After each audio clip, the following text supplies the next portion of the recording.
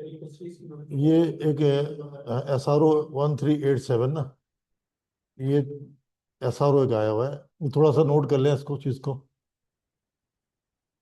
ये goods declaration file करने के हवाले से चार जो है ना शेड्यूल, इस पे 4 पॉइंट्स इस पे है ना, उसमें लिखा हुआ है, if the goods declaration is not filed for home consumption or warehousing or transshipment within 20 days of the arrival of the goods at custom stations।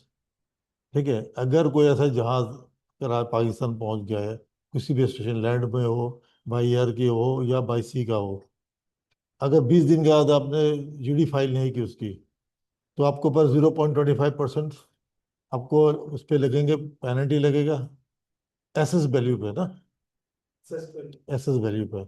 आपके जो असेसमेंट जितनी भी होगी उसके ऊपर 0.25% लगेगा। एक डेमो में आपको दिखा दूँ अभी ना, मेरा डेमो पड़ा हुआ है, अभी करूँगा, आ जाएगा आपको सामने।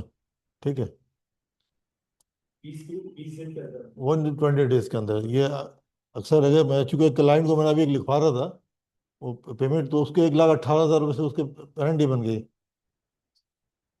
उस मैंने बोला भाई आपकी मर्जी। वो कह रहे यार इतनी छोटी शिपमेंट है, मैं छोटी शिपमेंट और बड़ी शिपमेंट हो, ये आपने क्यों नहीं उसको आईजीएम क्लेम ही नहीं किया आपने। तो क्या हुआ, अगर 20 डेज के अंदर आपने इसको क्लेम नहीं किया, जीडी नहीं सबमिट की, तो आपकी जो असेसमेंट होगी ना, वो उसको 0.25% आपको देना पड़ेगा। ठीक है। अच्छा, if the good declaration is filed prior to berthing of the vessel, the goods are not remove from the custom station after payment of liable duties and taxes within 5 days of completion of assessment and berthing of the vessel, 25,000 rupees for the next 2 days and 50,000 rupees for each subsequent day। यानी माल अगर आपको clear हो गया है, तो आपने 5 days के अंदर उसको माल को निकालना है, नहीं तो पोर्ट का आपको डैमेज पड़ता रहेगा आपको ऊपर, शिपिंग लाइन के तो अगर वो तो चलता रहे डिटेंशन, प्लस कस्टम का भी आ गया। हमने अभी एक बहुत बड़ी शिपमेंट छोड़ दी हमने। अच्छा, इसके लिए पता है हम लोग क्या करते हैं, आप बता क्या करते हैं। नहीं, अगर ऐसे हो जाता है, कोई ऐसे सिनेरियो में आ जाए जिसको हाँ, नहीं अगर एक्सेप्ट कर भी लिया मैंने, पता है एक्सेप्ट कर लिया, असाइन टू कैशियर आ गया, अब वो इतना ही उस पर जो फाइन पेनल्टी पड़ गई अभी, कि आप उठाना ही बेकार है मेरे लिए। इसलिए पता है मैं क्या करता हूँ, ऑक्शन में ले जाता हूँ इसको। यार ऑक्शन पे ये होता है कि हम फाइल को मूव करवाते हैं कस्टम हाउस पे ना, ऑक्शन की जो डीसी है 10th फ्लोर, वहाँ से फाइल मूव करवाते हैं जल्दी जल्दी, फिर उसको ऑक्शन में डलवाते हैं, लॉट नंबर लगवाते हैं, फिर उसके बाद जो प्रोसेस होता है, इसमें तकरीबन माल उठा 6 महीने लग जाते हैं। बहुत बहुत 6 महीने बहुत जल्दी करेंगे आप तो। नहीं नहीं, वो नहीं पड़ता है इतना। हाँ, अगर कोई कंट्रोवर्शन बन जाए, कोई शो कॉज हो जाए, फिर बनेगा। ठीक है। कस्टम वाले भी जब ये चाहते हैं कि यार इसको किसी पर ऑप्शन होकर माल निकल जाए, शिपिंग लाइन भी ये चाहती है कि यार अगर उनको पैसा ना मिल रहा हो डिटेंशन का, डैमेज का, तो कहते हैं यार हमें कहते हैं कंटेनर तो मिल जाए, बॉक्स तो हमारे मिल जाए, ताकि हम तो कार, वो भी शिपिंग लाइन भी करती है। बल्कि कॉस्को वाले ने मुझे एक बड़ी लंबी लिस्ट भी दी थी, कॉस्को, तो उनका कोई हजारों कंटेनर पड़े हैं पोर्ट पे। क्यों पड़ा हुआ है, कि जो सोलर का मसला हुआ था, सबको पता ही होगा, सारी कंसाइनमेंट रुके हैं सोलर वाले। अच्छा, इस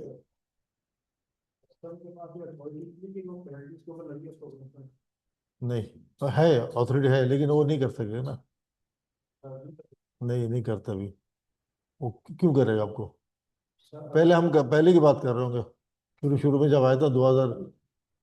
अच्छा, वो अगर आपने आपने जा सकते हैं, लेकिन वो लगा देते हैं, कम कर देंगे कुछ, और क्या करेंगे।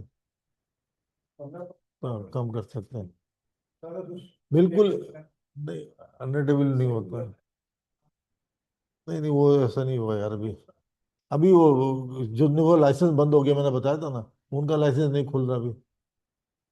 कभी कभी ऐसे आपको पता ना कैसे चेक करते लाइसेंस, बताया था ना जाके। ठीक है। और वही बॉक में जाके आपने इससे आसान से तरीके कर रहे हैं, उससे आप हर एजेंट का अपना परफॉर्मेंस चेक कर सकते हैं ना, चालान नंबर डाल के। सर और वो लाइसेंस कैसे हासिल कर सकते हैं हम? कस्टम लाइसेंस के लिए जी, कस्टम क्लियरेशन लाइसेंस के लिए। उसके लिए आपको वो ये पूरा कोर्स करना पड़ेगा। उसके बाद इसके पेपर होगा, साल पे एक दफ़ा वो अपने पेपर देना है, और ग्रेजुएशन होना लाजमी है। तो इंशाल्लाह ताला लाइसेंस आपको मिल जाएगा। ठीक है, उसके लिए भी आपको जब जो डॉक्यूमेंट आपने जमा कराना है, आप उसमें बहुत सारे शिपिंग लाइन के, सॉरी, इंपोर्टर एक्सपोर्टर के रिलेटेड चाहिए होता है, अंडरटेकिंग चाहिए होती है, फॉर्म भरना पड़ता है, ये पूरा। लेकिन आपको काम आना चाहिए ना प्रोसेस का। तो सर मोस्ट इम्पोर्टेंट डॉक्यूमेंट्स कौन से होते हैं किस लिए? लाइसेंस के लिए? भाई लाइसेंस के लिए आपको कंपनी होनी चाहिए आपकी, एनटीएन हो, सेल टैक्स रजिस्ट्रेशन अस्सलाम हो। वालेकुम सर। मैं यहाँ पर सॉरी, मैं सॉरी फॉर इंटरप्ट में माजरत हुआ हूँ। इमरान साहब, ये जो रेलिवेंट जो चैप्टर ये पढ़ा रहे हैं इस पर हम फोकस करें। इस तरह से डाइवर्ट हो जाती हैं चीजें, पहले हम इन चीजों को कर लें, उसके बाद ये क्वेश्चनिंग हम एट द एंड 5-10 मिनट इनसे ले चलो लेंगे। ठीक है। सर हमें बहुत अच्छी तरह से, ये बहुत इंपॉर्टेंट चीज है। Exactly exactly, okay sir okay. कल भी हमारे साथ सेम यही सीन हुआ है। आप अच्छा काइंडली ऐसे सर ही। ठीक है, ठीक है, ठीक है भाई। अच्छा, एक बात और है कि अगर जिसको कोई ऐसी सवाल करना जो पर्सनल, तो मैं हमेशा कहता हूँ यार मेरे व्हाट्सएप पे कर लिया अगर, मैं वहाँ जवाब दिया करूँगा। अगर इस टॉपिक के हवाले से कोई सवाल हो तो बेहतर है, ये भी सही है। पिछली जो मेरी क्लास चली उन यही करते थे बच्चे ना, वो मुझे प्राइवेट में रब्ता करते थे। ठीक है।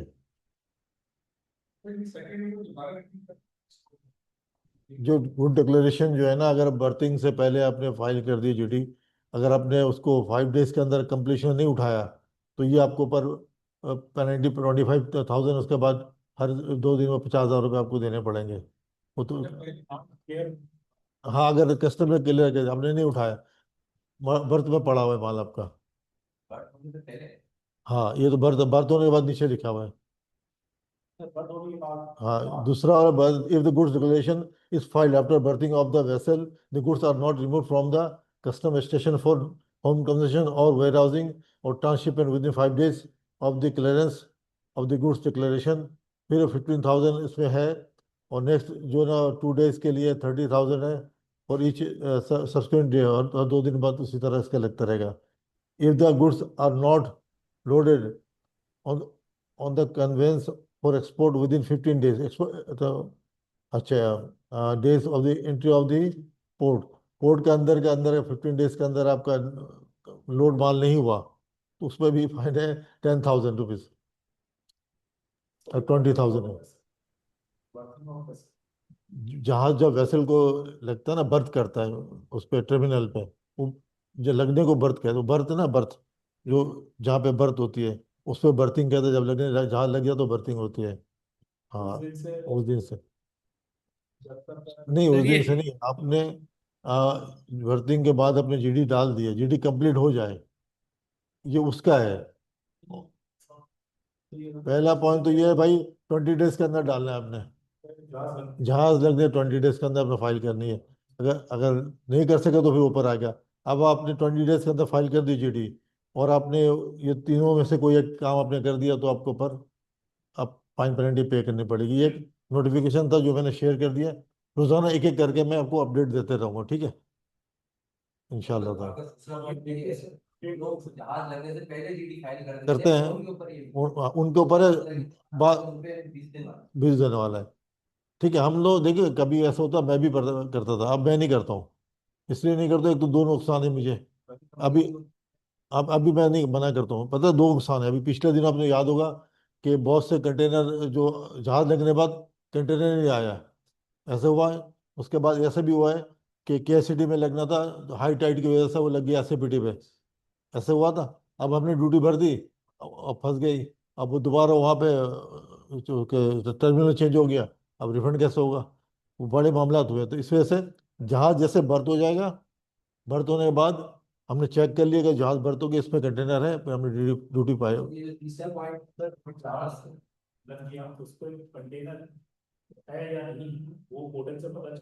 पोर्टल से पता, शिपिंग लाइन बता देती है, शिपिंग लाइन बता दी, उसके बाद जहाज लग जैसे बर्थ हो जाएगा, अपने जगह टर्मिनल में चेक करना है, कंटेनर डाल के आ जाएगा आपका, उसी पे आएगा अगर। हाँ, अभी ना देखें, ये वेसल जो है ना, अभी जो आपने सवाल किया उसी का ही जवाब है। अब तो शिपिंग लाइन खुद आपको इन्फॉर्म कर रही है कि अगर बर्थ चेंज हो गया, सब कुछ हो गया। अभी इसने देखा। हाँ, और लेकिन अभी शिपिंग लाइन मेल भी कर रही है ना। सर एक सवाल, कि आपने जो कहा कि प्राइस वीडियो उनको फाइल कर देते हैं, तो वो सर कस्टम स्टेशन पर आने के बाद से 6-7 जैसे VIR नंबर आ जाएगा ना, आपने फाइल कर देना GD।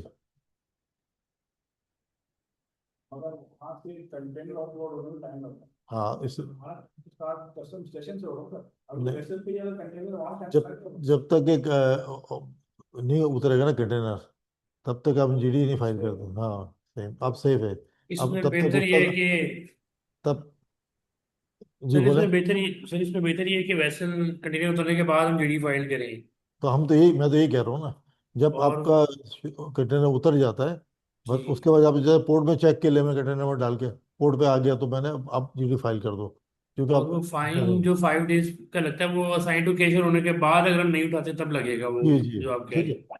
तो ये अच्छा हमने सर। एक आपको अपडेट अभी दी है। अब जो है ना, रोजाना इसी तरह की अपडेट हम शेयर करेंगे आपके साथ इंशाल्लाह ताला, ठीक है। कंटेनर अनलोड से हो जाए उसके बाद जीडी फाइल उसके बाद GD फाइल करें। सब जो हवा हालात चल रहे हैं, बर्थिंग हो गई वेसल, 24 आवर्स के अंदर वो शिफ्ट होकर आपका यार्ड में आ जाता है कंटेनर। यार्ड जैसे आ जाता, जैसे आपने, आपके पास कंटेनर नंबर होता है, आपने क्या करना, वेसल को चेक करना है जाके, ठीक है। वो कंटेनर नंबर डाल के पोर्ट से चेक करना है। पता नहीं कैसे चेक होता है, नहीं चेक किया नहीं कभी। नहीं नहीं, वो सर ये जी। सर ये बताइएगा कि जीडी फाइल कैसे करते हैं, मतलब फिजिकली होती है या ऑनलाइन करनी होती है? सर अभी तो GD जब फाइल करेंगे तब बताएंगे आपको ना, अभी इसको इस टॉपिक पे बता रहे हैं ना। इंशाल्लाह ताला आगे अच्छा, 2-3 क्लास में बता आ जाएगी। ठीक है, इसको पहले बेसिक तो समझ जाए, ठीक है। Okay okay. अच्छा भाई, आज से मैंने जो शुरू कर रहा हूँ कस्टम एक्ट, इंशाल्लाह ताला अब बिस्मिल्लाह करके शुरू करते हैं। बहुत अहम चैप्टर है। इसी को अगर आपको जहन नशीन कर लिया आप लोगों ने, तो समझ लें, कस्टम वाले से अगर हेयरिंग हो, कुछ मामला, तो आप, आपको याद हो ना सेक्शन, तो आप आराम से हेयरिंग अपनी अच्छी कर सकते हैं, रिव्यू अच्छे डाल सकते हैं। बहुत सी दफ़ा ऐसे हुआ है कि मैंने रिव्यू डाला, मैं रिव्यू में काम हो गया, अक्सर हुआ है मेरा। और ऐसे भी हुआ है कि मैंने रिव्यू डाल दी, रिव्यू रिव्यू डालने के बाद जब मैं हेयरिंग पे गया हूँ, तो हेयरिंग पे बैठा तो DC साहब मुझसे पूछते हैं, ये रिव्यू किसने डाली है? तो मैंने डाली है। तो पढ़ने के बाद कह रहे हैं, यार आज तक मैंने ऐसे रिव्यू नहीं पढ़ा है। वो कह रहे हैं, ऐसे रिव्यू मैंने पढ़ा ही नहीं आज तक। फिर उन्होंने कहा, यार मैं सिर्फ काम इसलिए कर रहा हूँ कि रिव्यू देख के बस। अक्सर हुआ है। एक दफ़ा ऐसे रिव्यू डाला मैंने, कुछ भी नहीं किया, सिर्फ एक्ट की कॉपी, मैंने सेक्शन 32 मैंने स्कैन कॉपी किया और रेड पेन से लिखा, ignorance of law is no excuse. ये स्कैन करके मैंने अपलोड कर दिया रिव्यू पे। जब वो DC के पास गया, उसने पढ़ के बाद GD रिलीज कर दी। उसको पता चल गया कि भाई इसने लिखा। रेल उसमें ये होता है कि वेट पे मसला था, वेट पे मसला था। तो मुझे पता था इसने गलत बनाया है, डिमांड गलत कर रहा है। तो मैंने क्या किया, उस सेक्शन की कॉपी के 32 करके, 32B की कॉपी करके मैंने उसको रेड पेन से लिखा, ignorance of law is no excuse, लिख के मैंने फाइल कर दी, उसने GD रिलीज कर दी। तो ये अब क्या एक्ट पढ़ा है मैंने ना, इसलिए, ठीक है। अच्छा भाई, what is custom act? Act क्या चीज़ है भाई? ऐसा कानून जो बाकायदा एक ड्यू प्रोसेस से मुकम्मल हो जाए, वो कानून। जैसे असेंबली से पास हो, ये एक्ट है। और ऑर्डिनेंस होता है वो, जो असेंबली से पास नहीं होते, ऐसी चीज़ जो सदारती ऑर्डिनेंस सदर इशू करता है। सर आपकी आवाज क्लियर नहीं है सर, आवाज बिल्कुल भी क्लियर नहीं है। अब सही है? भाई हेलो हमने तो आवाज की है, अपना। भाई, सबको आवाज़ क्लियर आ रही है सर? आप थोड़ा ये बैक सर जाके आपकी आप। आवाज बिल्कुल क्लियर है, उनकी सर उनके बिल्कुल माइक का आपकी आवाज मसला। क्लियर आ रही है, उनके शायद माइक के। हाँ जी सर, बिल्कुल क्लियर आ रही है। अच्छा। अच्छा, ये मैं ये बता रहा था, कस्टम एक्ट ना, कोई भी एक्ट ऑर्डिनेंस से दो फर्क है। जो बाकायदा जो असेंबली से जो प्रोसेस होकर आता है वो एक्ट है। और जो हमारी जो प्रेसिडेंट्स हाउस से जो आता है वो ऑर्डिनेंस होता है। ऑर्डिनेंस को बाद में 90 डेज में, मेरे ख्याल से 120 डेज पे असेंबली चाहे तो उसको चेंज कर सकती है, ठीक है। हाँ हाँ, मैंने बताया ना कुछ, मुद्दत के बाद वो, लेकिन जो इनकम टैक्स ऑर्डिनेंस है वही है, उसको चेंज नहीं किया, बिल्कुल सेम टू सेम वही है, ठीक है। तो ये ऑर्डिनेंस और एक्ट में थोड़ा सा डिफरेंस है। अब जो हमारे जो कस्टम एक्ट 1969 ये कब पास हुआ था? ये वो पिछला था ना, जो, हाँ, मैं आपको बता रहा हूँ, जब पाकिस्तान बना है तो वो ये था कि पाकिस्तान जो बना है, तो लोग सोचते होंगे ना, कभी जहन में आता था मेरे भी, यार पाकिस्तान जब बना है तो हमारे जो कायदे आजम वो चीफ प्राइम मिनिस्टर क्यों नहीं बना, ना सदर बना, वो गवर्नर जनरल क्यों बन गया? इसलिए बना, उसलिए उस वक्त जो कानून था ना, ब्रिटिश इंडिया एक्ट 1936, उसके तहत तो वो गवर्नर जनरल बन रहा था। तो इस तरह जो पाकिस्तान जब बनने के बाद 68 तक, समझ लो 69 तक, वही पुराना कानून चल रहा था हमारे इंडिया का दिया हुआ। 1873 का जो कानून था वही चल रहा था। ठीक है। अच्छा, जो ये जो custom law is basically part of Pakistan administrative law, ये भाई मेरा इंटरप्रिटेशन है। ठीक है, मेरा अपना इंटरप्रिटेशन है भाई, आप ये नहीं सोचना कि ये हुर्फ आखिर है। मतलब एक एडमिनिस्ट्रेटिव लॉ है, ठीक है, इसको हम चैलेंज भी कर सकते हैं। अगर आप समझते हैं तो मैं समझता हूँ कि इसको, कस्टम किसी भी एक्ट को आप चैलेंज कर सकते हैं। ये एडमिनिस्ट्रेटिव लॉ है, ठीक है। The sea act custom was enacted in the year 1878 में, पहली दफा हमारे ब्रिटिश इंडिया में आया, ठीक है। और जो है ना, बाई ईयर का है 1911 पे पाकिस्तान में। अच्छा, उसके बाद जो हमारे जो ये बिल नंबर 22 है, 1968 में ये असेंबली में पेश हुआ है, कहाँ पे? ढाका पे। ढाके की असेंबली में पेश हुआ था ये, ठीक है। और ये जो है ना, उसके बाद थोड़ी सी इसके अमेंडमेंट के बाद इसको पास कर दिया गया, और 3 मार्च 1960 पब्लिश किया था, गैजेट में आ गया। और ये जो 1971 में मेरे ख्याल से, हाँ 70 पे, ये बाकायदा SRO 276 के तहत ये नाफिजुल अमल हो गया। ठीक है। ये छोटी सी एक हिस्ट्री है हमारी पाकिस्तान लॉ की। अच्छा, बिफोर ये 1947 जो ब्रिटिश इंडिया का लॉ की ये था, ठीक है, हमारे पास 1947 में जो था ये था, ठीक है। ये जो कस्टम एक्ट 1878 ये हमारे पास चल रहा था। अच्छा, 1947 से लेकर 1967 तक यही चलता रहा हमारे पास, ठीक है। लेकिन इसमें जो ना 2 3 चीजें लिखे, ये आप देख रहे हैं, ये जो लॉ था हमारे 1956 में, पाकिस्तान बनने से तकरीबन 11 साल बाद पहली दफा हमारे मुल्क में कानून बना है, 1956 में। शायद आपको याद हो किसी को। ठीक है। अच्छा, आपने पढ़ा हो ना, मुताला पाकिस्तानी पढ़ाएगा। अच्छा, मुताला पाकिस्तान में शायद हो।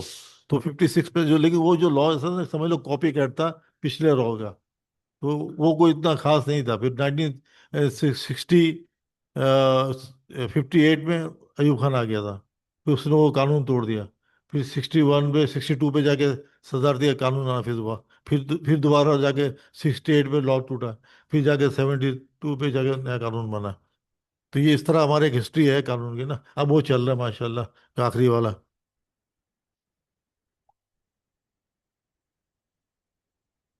जो हमारे जो अभी जो 1968 जो कानून है, ये इसमें जो बेसिक जो हमारे जो चीज़ें हैं, इसमें सारी कस्टम लॉ को कंसोलिडेट किया गया इसमें, ठीक है। और स्टैट्यूट जो है ना, जो होती है स्टैट्यूट का लफ्ज मतलब कानूनी होता है, ठीक है। जैसे ना स्टैट्यूटरी रेगुलेटरी ऑर्डर, SRO, ठीक है, इसके टर्म्स होगा। जी, हाँ, एक लॉ का जो जैसे ना जमा समझ लो सारे लॉ।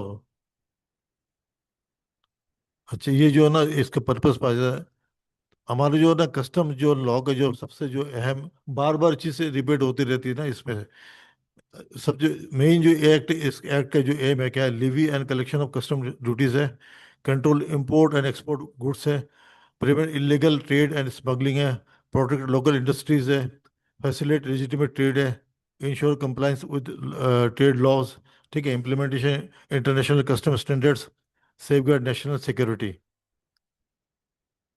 ये हमारा जो मेन हमारे कस्टम का एक्ट है। अब जो इसमें है levy and collection of custom duties, ये ये क्या चीज़ है भाई? कस्टम्स ने आपको ड्यूटी और टैक्सेस लेने का उसका आपके मुख्तलिफ तरीके कार है, लेकिन उसकी भी कुछ बाउंड्रीज होती है उसके पास भी। कुछ इंटरनेशनल बाउंड्री है, कुछ हमारी लोकल बॉडीज की बाउंड्रीज है। इंटरनेशनल बाउंड्री में क्या है? अच्छा जी, ये मैंने जो लिखा है, जो इंटरनेशनल बाउंड्रीज में तीन चीज़ें हमारे पास आती है ना। एक तो GATT सिस्टम, ये क्या चीज़ है? पता तो लिख ले। ये general agreement trade and tariff, tariff and trade कर लेना। GA, general agreement tariff and trade.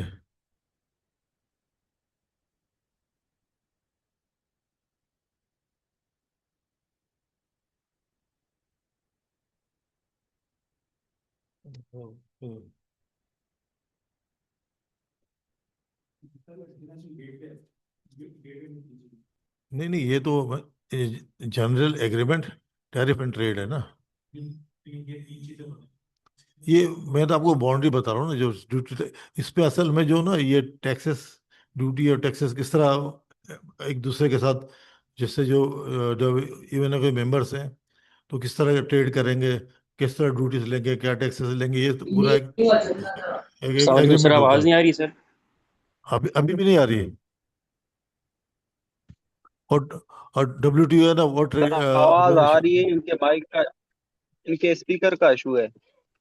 Ji sir, मेरे को आवाज आ रही है, मैं कह रहा इनका कोई इशू है स्पीकर का। तकरीबन लोगों को आवाज आ रही है यार। उसके बाद ICC, international chamber of commerce है ना, वर्ल्ड ट्रेड ऑर्गेनाइजेशन। ठीक है, ये तीन चार चीजें से लेके जो हमारे बाउंड्रीज है, इंटरनेशनल चैम्बर ऑफ कॉमर्स। ठीक है, आगे चल के जब हम जो है ना, वो क्या कहते हैं, इंटरनेशनल चैम्बर ऑफ कॉमर्स, तो लीवी टैक्सेस। अच्छा, आपने देखा होगा कि टैरिफ पे जो हमारी जो ड्यूटीज है, वो इस दफा कम हुई है ना। पहले 20% थी, याद होगा शुरू में। 20% वाला, फिर 16% हुआ, फिर 11 हुआ है, अभी 11 तक भी है, 16 भी है। क्योंकि एक मुआहदे के तहत ये हो रहा होता है। अब जब गवर्नमेंट देखती है कि यार, अब गवर्नमेंट की बताता हूँ, हम करें तो 2 नंबर ही, ठीक है ना। तो गवर्नमेंट ने कहेगा कि यार ड्यूटी तो हमने कम कर दी, 11% है, अब उसको 20% तक कैसे लेके जाए। उसके लिए उन्होंने क्या किया, कस्टम ड्यूटी 16% है, 4% एडिशनल कस्टम ड्यूटी लगा दी। भाई as per general trade agreement के तहत हमारे पास 16% ड्यूटी है, ACD एडिशन जो 4% लगा दी। अब जब उससे भी अगर समझ में नहीं आया तो RD लगा दिया, रेगुलेटरी ड्यूटी है। ठीक है, जो, हाँ लेकिन अभी 50-50% लगाना दुरुस्त है क्या? 40%, 50% भी RD है, 30% है, 20% है, 10%, चलो 5% लगा दो यार। 40-40% आप लगा रहे हैं। और आपके मुल्क में ना ये जो बहुत से जो कंस्ट्रक्शन मटेरियल है, उस पे भी देखें RD कितने लगी है। हाँ भाई, गवर्नमेंट को ही जाएगी ना, गवर्नमेंट की, कस्टम्स को ना। किस खासदार को? सर अभी अब हम क्यों किससे कंप्लेन? नहीं, ये तो गवर्नमेंट की किटी में जाएगा ना यार। हाँ गवर्नमेंट, अब अल्लाह ही जानता भाई, हमें क्या पता, लेकिन गवर्नमेंट के खाते में जाता है। ठीक है। अच्छा, अच्छा, ये यहाँ पे, हाँ पूछे, जो इस पे लगता है, ये थर्ड शेड्यूल पे ना, ये अभी उसी का आया हुआ है ना, उसी का आया हुआ है। लेकिन वो मैं अगले क्लास में डिस्कस करूंगा। उसी पे आया, मैं अपलोड नहीं किया, लेकिन इसी के नोटिफिकेशन आ गया आज। ठीक है। तो ये जो मैंने आपको बताया, ठीक है, इस तरह ये सारे मैं शेयर कर दूंगा आपको ग्रुप में। क्योंकि अभी जो 2 क्लासें हो रही ना, ये 2 क्लास के बाद मुझे एक्सेस मिलेगा, मैं डॉक्यूमेंट शेयर कर सकता हूँ ग्रुप में ना। इस वजह से पिछले क्लास की मैंने शेयर नहीं की। नेक्स्ट क्लास में ये आप लोगों को पढ़ने की चीज़ है, तो ठीक है, थ्योरी चीज़ है, ठीक है, इसलिए मैं इसको आगे बढ़ा रहा हूँ। अभी नहीं, इसकी बात जो हमारे ग्रुप है ना, जो अभी हम पढ़ रहे हैं, ये इंस्टीट्यूट का जो ग्रुप है, हाँ वो अभी एक्सेस नहीं है मेरे पास। तो नेक्स्ट क्लास पे इंशाल्लाह ताला, हाँ अभी कर सकते, लेकिन जो नेक्स्ट क्लास के बाद हो, या आज के बाद हो जाएगा, ठीक है। जो 90s तक के जो हमारे पास जो मैंने जो दिया ना, ये को आप लोग पढ़ लीजिएगा।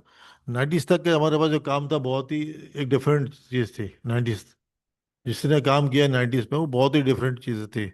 उसमें ये होता था, हमारे साथ प्रोसेस ये था कस्टम का। पहले हम जीडी का कंप्लीट कराते थे, आखिरी में जाके ड्यूटी पेमेंट करते थे। पहले नहीं होती थी पेमेंट। उसके बाद से जब से ये इलेक्ट्रॉनिक गुड्स डिक्लेरेशन के सिस्टम आया ना, 2005 के बाद से केयर आया, केयर में सारे सारे चेंज हो गए। पहले ड्यूटी टैक्स से लिया जाता है, पहले जीडी आउट ऑफ चार्ज हो जाती थी, उसके बाद आपको ड्यूटीज और टैक्सेस अब से लिया जाता है। लेकिन अब जो है ना, ये वीबॉग है, ये रिस्क मैनेजमेंट है, ये सब चीज़ें जब जब से आई है ना, ये इलेक्ट्रॉनिक सिस्टम्स, तब से आपको एडवांस पे ड्यूटी पेमेंट करनी पड़ रही है। पहले ये सिस्टम नहीं था। उसके बाद अब तो पाकिस्तान सिंगल विंडोज आ गया, ठीक है। उसके बाद ये सारे एडवांस रूलिंग है, डिजिटल कस्टम प्रोसेस है। अच्छा, ग्रेटर ट्रेड फैसिलिटेशन तो strong compliance of and transparency. भाई इसको जो कस्टम के जो, नहीं नहीं है, वो कस्टम का एक इदारा है जिस जो काम कर रहे हैं सब मिलके आपको रिस्क में। जैसे आपने पोस्ट क्लियरेंस ऑडिट है, उसके बाद अभी एक और डिपार्टमेंट आ गया था, कौन सा यार, अभी जीडी जारी थी ना। नहीं नहीं, एम आई एस नहीं, एक जीडी जाती थी, और क्लियरेंस होने से पहले वो चेक होती थी जीडी। जहन से निकल गया मेरा। अभी अभी कुछ दिनों पहले अभी ख़त्म किया, लोगों ने बड़ा इतराज़ किया उसके ऊपर। आपकी जीडी जैसे क्लियर हो गई ना, उसने फौरन जीडी उठाता था, वो चेक करता था रिस्क मैनेजमेंट के तहत ना। उसके बाद आर एंड डी डिपार्टमेंट है, एआई भी है। पीसीए पीसीए हाँ, पीसीए, वो तो पीसीए मैंने बता दिया, piece post post clearance audit. ये तो ठीक है, वो आपके बाद है ना। लेकिन अभी अ, चलो आ जाएगा जहन में, बता दूंगा। तो अभी उसमें ख़त्म किया गया, ठीक है। ये सारे जो है ना अपलोड करूंगा, आपसे देख लीजिएगा, इसमें कोई पढ़ाने वाली चीज़ है नहीं, ठीक है।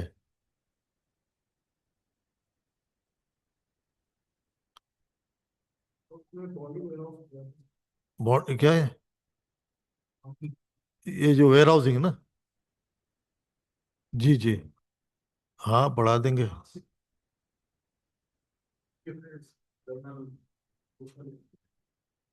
ये देखिए, तो मैंने आपको ना सब उसको पढ़ लेना आपने। जब शुरू करेंगे क्लास, तो ईएफएस के ही बता देंगे भाई क्या चीज़ है, एक्सपोर्ट फैसिलिटी स्कीम्स है। अभी इन्होंने बॉन्डेड हाउस का जिक्र किया, बॉन्डेड का भी सेक्शन चैप्टर चैप्टर 11 है ना बॉन्डेड हाउस का। वो चैप्टर के ऊपर पढ़ लेंगे।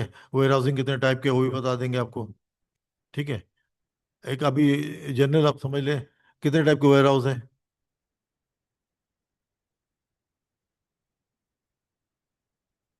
एक तो दो टाइप के वेयर हाउस हैं पूरे पास, एक बॉन्डेड है, एक नॉन बॉन्डेड है। एक बॉन्डेड वेयर हाउस किसको कहते हैं? जो कस्टम के अंदर होता है, पब्लिक वेयर हाउस होता है, public bonded warehouse, public, ठीक है। और जो ना प्राइवेट वेयर हाउस होते हैं, जैसे आम मेरा अपना हो गया, या किराए पे हो गया, कॉन्ट्रैक्ट पे हो गया, अलग दो हो गया। अच्छा, पब्लिक बॉन्डेड वेयर हाउस में तीन चार किस्म के होते हैं, कोई एक किस्म बता सकता है? एक तो पीडब्ल्यू वाला हो गया, पीडब्ल्यू एल ना, एक हो गया। एक होता है मैन्युफैक्चरिंग बॉन्ड होता है, एक होता है डिप्लोमेटिक बॉन्ड होता है। ये आपको जब बॉन्डिंग पढ़ाऊंगा ना वेयर हाउस में, फिर आपको समझा दूंगा, ठीक है। मैन्युफैक्चरिंग बॉन्ड है ना, वो उसका भी आपको समझाएंगे क्या चीज़ होती है। उसके बाद ये डिप्लोमेटिक बॉन्ड क्या चीज़ होता है, उसके बाद पब्लिक वेयर हाउस क्या चीज़ है। बैगेज रूल्स भी है ना, जो क्लियर बैगेज क्लियरेंस के लिए। हाँ वो है।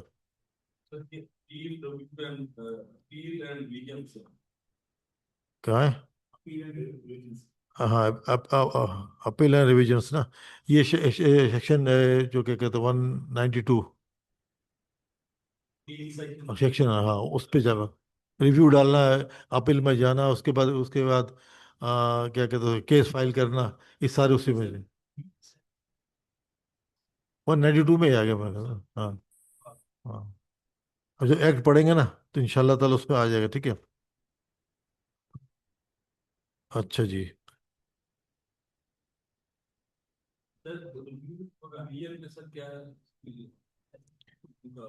रिवीजन तो अलग चीज़ होगा, रिव्यू तो हम कहते हैं अगर कोई के हमारे केस हमारे खिलाफ हो गया, कुछ हमारे का कोई कोई ऐसा फैसला आ गया, या कोई असेसमेंट गलत होगी, फिर आप रिव्यू में जाते हैं कि उसको दोबारा आप रिव्यू करते हैं। हाँ,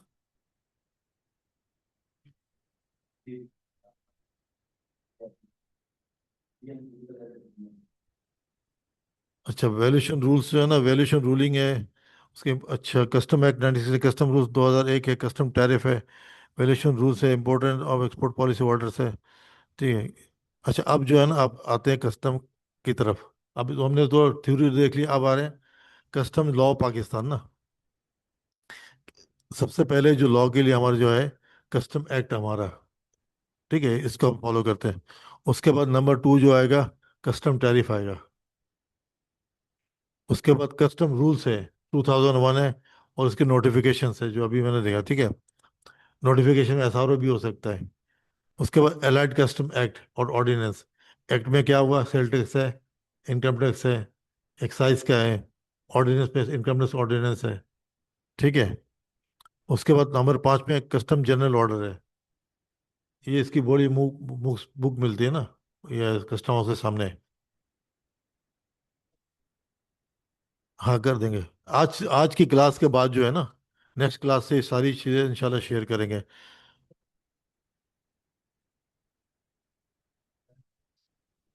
नहीं नहीं नहीं, लेवी तो ड्यूटी है ना, वो चार्जेस है।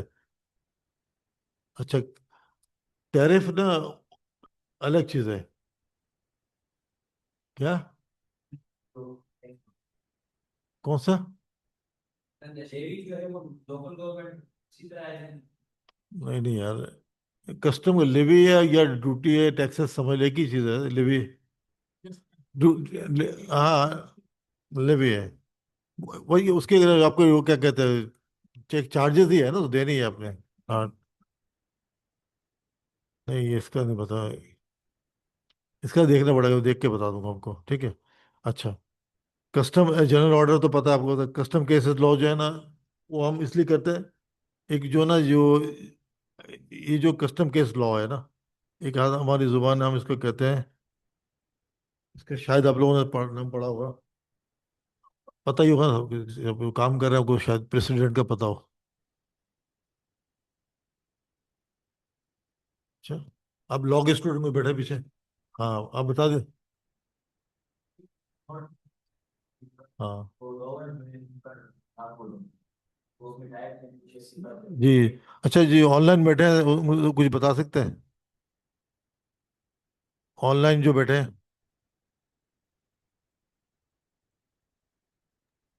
सर मुझे तो नहीं मालूम। अच्छा, देखिए अभी जो उन्होंने बताया, बच्चे ने वो सही बताया बिल्कुल। हम प्रेसिडेंट ना, अगर कोई ऐसे ना कस्टम के कोई, हमने कोई कस्टम कोई हमारे पास वर्डिक्ट आ गया, कोई डिसीजन आ गया, अब मेरे पास कोर्ट का कोई डिसीजन है उस सेम चीज़ पे, तो कस्टम का हम एज ए प्रेसिडेंट देते हैं। तो अपर जो जजमेंट है वो उसको लाजमी मानेगा वो, कस्टम वाले उसको बहस नहीं कर सकता। ऐसे ही है ना? ऐसे।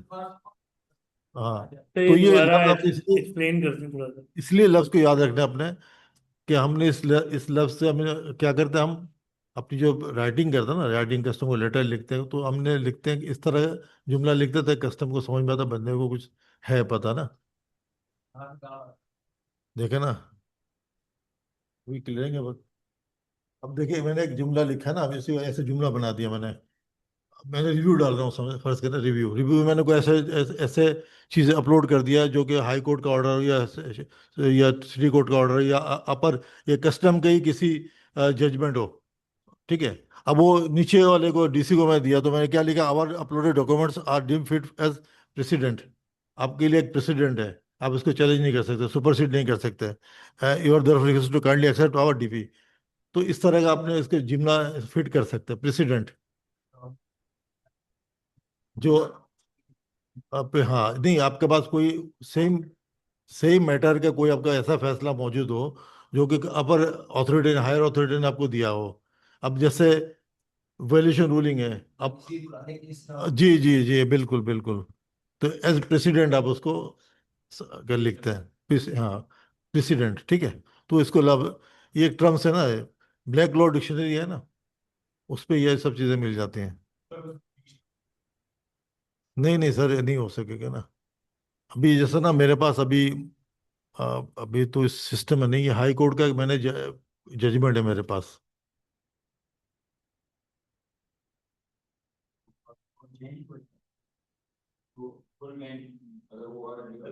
ये कोर्ट का मैटर नहीं है, हम कस्टम की बात कर रहे हैं। हाँ, नहीं हमने जो कस्टम के जो अंडर बात कर रहे हैं ना, वो कस्टम के ट्रिब्यूनल का है, उसकी बात नहीं कर रहा हूँ। ठीक है ना, वो ट्रिब्यूनल का जो भी फैसला, वो भी हम उसके प्रेसिडेंट है। कोई भी ऊपर का कोई भी फैसला हो तो, हाँ भाई, जी, कस्टम को अगर आप लीगल जुबान पे बात करेंगे ना, लीगल जुबान पे ऊपर लेवल पे, तो आपकी बात को मान लेंगे, समझ जाएंगे वो, फिर आपसे बहस नहीं करेंगे। वो समझ जाता है कि बंदे को मालूम है। ठीक है, हाँ, नीचे लेवल पे कभी नहीं करना, उल्टा पड़ जाएगा आपके ऊपर। नीचे लेवल पे आप जाके बताएंगे, वो कहेगा अच्छा हमें हमें सिखा रहे हो कानून, तुम्हारे काम ही बिगाड़ दिया, जाओ, मैं नहीं कर रहा।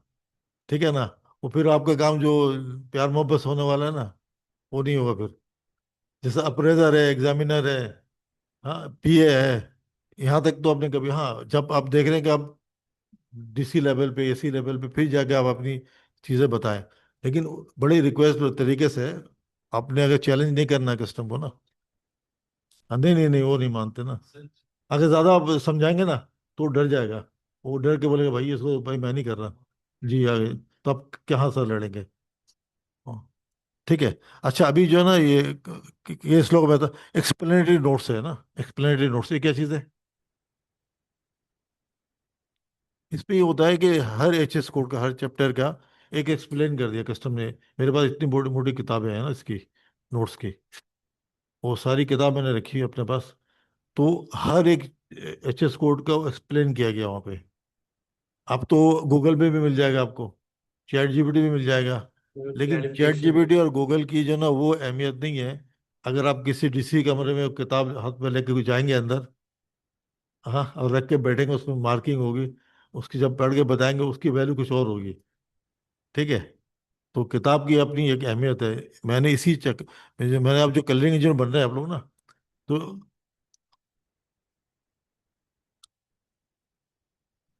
ये जो वर्ल्ड कस्टम की तरफ से इशू होता है ना, ये यहाँ पे भी अपने हिसाब से हर एचएस कोड चैप्टर की तरफ से वो आपको एक्सप्लेन कर देगा कि भाई ये जो प्लास्टिक किससे बना हुआ है, ये कितना परसेंट इस पे और मटेरियल लगा हुआ है, किसमें क्या है, अदर में जाएगा, पूरा एक्सप्लेन किया हो जाता। अभी तो चैट जीपीटी सब बता रहा है। चैट जीपीटी तस्वीर खींच के दो भी बता देता भाई। सर ये उस दिन मिलते मैंने, कहाँ से हैं? जी, एक्सप्लेनेटरी नोट्स हमें अवेलेबल कहाँ पे होते ये हैं? सर, ये जो जहाँ पे लॉ की किताबें मिलती है ना, पटी वाला पेटी वाला है, वहाँ मिल अच्छा। जाती हैं। कस्टम हाउस के सामने मिल जाते हैं। हाँ, लेकिन आजकल कोई इसकी अहमियत नहीं है, किताबें पढ़ता नहीं है। कुछ लोग हम जैसे लोग हैं जिनके पास है, पढ़ी है ना, लोग पुराने लोग लगते हैं। अभी नए लोग तो नहीं लगते ना। अब अपडेट अपडेट बिल्कुल, हाँ हाँ। वेबसाइट तो मैंने अभी तक देखा नहीं आज तक इसका। कस्टम्स जनरल ऑर्डर, कस्टम्स के ना, देखिए, एक तो नोटिफिकेशन आता है इनका, एक एसआरओ आता है, अब कुछ सीजीओ आता है। ठीक है, वो कस्टम कुछ भी किसी भी फॉर्म में आपको इन्फॉर्म कर सकता है, आपको नोटिफाई कर सकता है। अभी हाँ, इतनी मोटी तो बहुत मोटी किताब मिल जाएगी, लेकिन इस वेबसाइट में कुछ है, सीजीओ।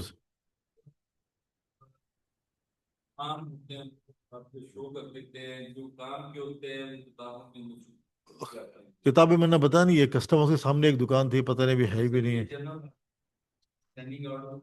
सब सब कुछ होता है इस पे। जी, ये कस्टमर के सामने एक दुकान थी, पता नहीं अभी है भी नहीं अंदर गली में ना, अभी उसका पता नहीं मुझे। लेकिन ये जो पाकिस्तान चौक पे एक दुकान है, प्रीमियर बुक हाउस, शायद उसमें मिल जाए।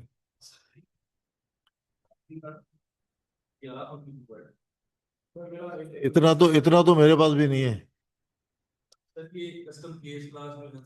सर वो कस्टम हाउस के सामने एक दुकान है ब्लू कलर की, उसके बाद 4-6 बुक हैं, वो 16,000 रुपए की दे रहे हैं, उसकी बात कर रहे हैं आप? नहीं नहीं, ये सीजीओ की बात कर रहे हैं, सीजीओ। लेकिन सीजीओ को मैं एक काम करता हूँ, मैं ना जो कस्टम हाउस के अंदर जाएंगे ना, वो जफर, जफर नाम का बंदा है मेरे ख्याल से, उसके वालिद साहब भी थे, उसकी वो किताबें बेच रहा है, वो आपको उसे बता दें। मैं आपको उसने अब आ गया। हाँ, वो उसके बाद सब कुछ है, अब याद आ गया। नीचे ही उसने बनाया हुआ है। उस हाँ, सीढ़ी के साथ ना, वो उसके वालिद साहब भी थे, अभी खुद ज़यीफ हो गया। हाँ, वो उससे जफर नाम था। अब मिल जाएंगे यार, ये है अच्छा। ना, दो तीन वेबसाइट है, एक तो अपना क्लिनिक एजेंट का वेबसाइट में भी अपलोड देखा, मैंने देखा है, उसमें भी है। लेकिन बहुत से ना मिसिंग है इसमें। मैंने एक दो दफा ना 2006 का मुझे ढूंढना था, नहीं मुझे नहीं मिला। हाँ, नहीं 2006 का मुझे चाहिए था, मैं बहुत ढूंढा उसको। सर ये कस्टम केस ला इसमें जो आप कस्टम ये देखिए, इसमें जो केस लॉ जो मैंने अपने मतलब की चीजें होती है ना, मैं ढूंढ ढांड के निकाल लेता हूँ। सर उसमें एसकेएमआर होती है। हाँ जी। जहाँ जहाँ सब जिस केस में जरूरत पड़ेगी, नहीं जैसा भी अभी जब एक केस के लिए कुछ चाहिए, तो मैंने बंदे से बात की, वो मुझे ला के दे देता है। तो एक और बताओ, ये अभी आपने कहा कि ड्यूटी की पहले से हो, किसी की ड्यूटी अगर 35% हो 25% हो, मगर इसका जो कस्टम में पहले में देखो बेटे उसी की हो। कहाँ पे इसका? तो एबीआर ने चेंज ही किया।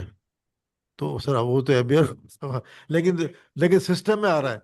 आप तो पीएसडब्ल्यू में जाकर चेक करें ना। तो पीएसडब्ल्यू के फॉरी डेट। हाँ, पीएसडब्ल्यू में आ जाएगा फौरन, वीबॉक में आ जाएगा। अच्छा, अभी जो ना, according to latest consolidated version of Pakistan custom act 1969 as at amendmented by up to June 36 June 2005 तक, जो है ना, टोटल जो हमारे पास चैप्टर है कितना, 20 चैप्टर है इसमें। ठीक है, कस्टम के। अभी इसमें टैरिफ में टोटल चैप्टर हमारे पास 20 है। उसमें से जो इम्पोर्टेंट चैप्टर्स है, जो हमारे काम की चीज़ें हैं, हम उसको डिस्कस करेंगे, पूरे नहीं पढ़ेंगे, क्योंकि कुछ कस्टम्स के भी अपने इंटरनल चीज़ें हैं, ऑफिसर्स के हैं, कस्टम स्टेशंस के हैं। वो हमें पता चल जाएगा भी इसमें क्या लिखा हुआ है, लेकिन हम उसको डिस्कस नहीं करेंगे। जो हमारे काम की चीज़ें हम उसको पढ़ेंगे, ठीक है। और इसमें तकरीबन 220 और से 223 सेक्शंस हैं। ठीक है, सेक्शन को याद रखना बहुत ज़रूरी है, कौन सा सेक्शन हमारे काम के है, कौन सा नहीं है। ये सारा, ये चीज़, दो चीज़ें हैं। जो काम की चीज़ है वो याद रखना, बाकी हमें पता होना चाहिए यार चैप्टर में ये इतना सेक्शन है। ठीक है। शेड्यूल्स कस्टम है, तो 5 शेड्यूल्स है, उसमें कुछ ओमिटेड हो गया है। हाँ, ओमिटेड हो गया अभी। ओमिटेड कुछ है, ओमिटेड भी है कुछ अभी, जैसे हमारे काम के है, 5th शेड्यूल है, फिफ्थ हमारे काम के। ठीक है, और ये फर्स्ट शेड्यूल है, फर्स्ट शेड्यूल है, 5th शेड्यूल है। क्या? हाँ, नहीं बड़ा नहीं सेक्शन, नहीं बढ़ेंगे। हाँ, वो जब जरूरत होगी तो कर सकते हैं, ऊपर नीचे कर सकते हैं। जो कस्टम आए जी जी, वो हर साल है, अभी तक इस पर अपडेटेड है ना, 2025 तक, अभी अमेंडमेंट नहीं आई है। कोई आएगी तो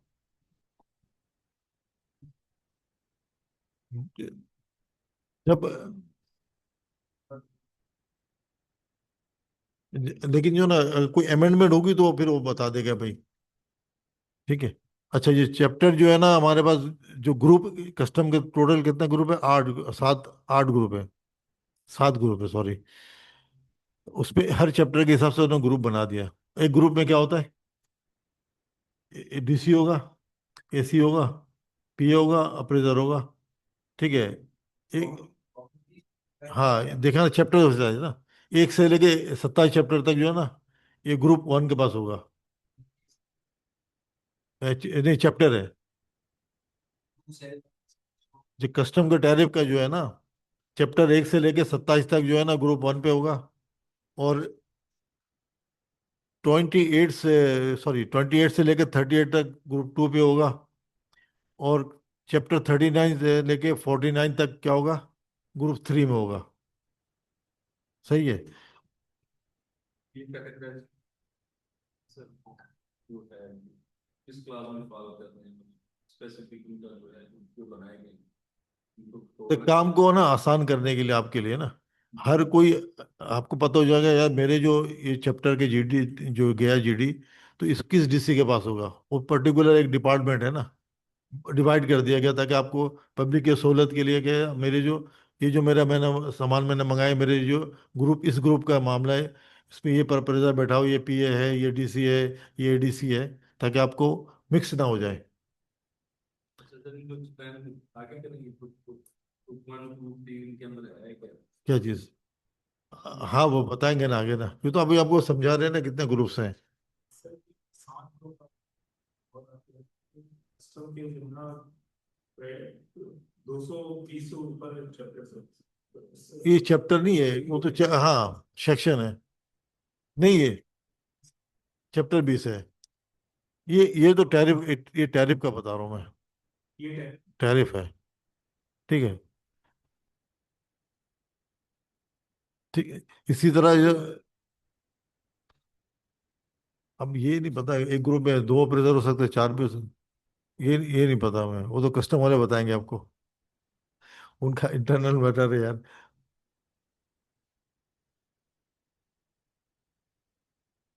ठीक है, तो आज हमने इसको इसको इतना कवर कर लिया, अभी आगे चलते हैं। हाँ और चैप्टर 106 जी। ये बोर्ड में जो हाँ, इस पे ज़्यादा है ना, मशीनें है, पार्ट्स है। जी, इस पे ज़्यादा स्पेशल। और बाद अभी तो कभी ऐसा होता है कि एक एक डीसी 2 2 ग्रुप भी देख रहा होता है।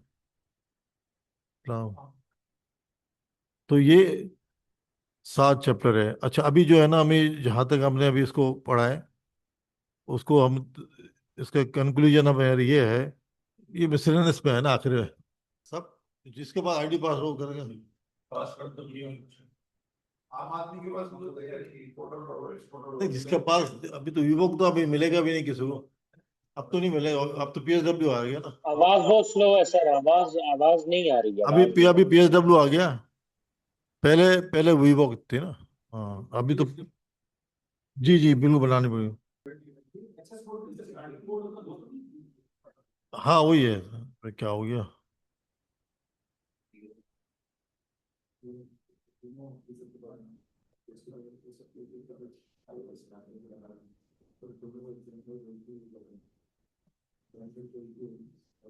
चलिए अब बेहतर फंक्शंस क्या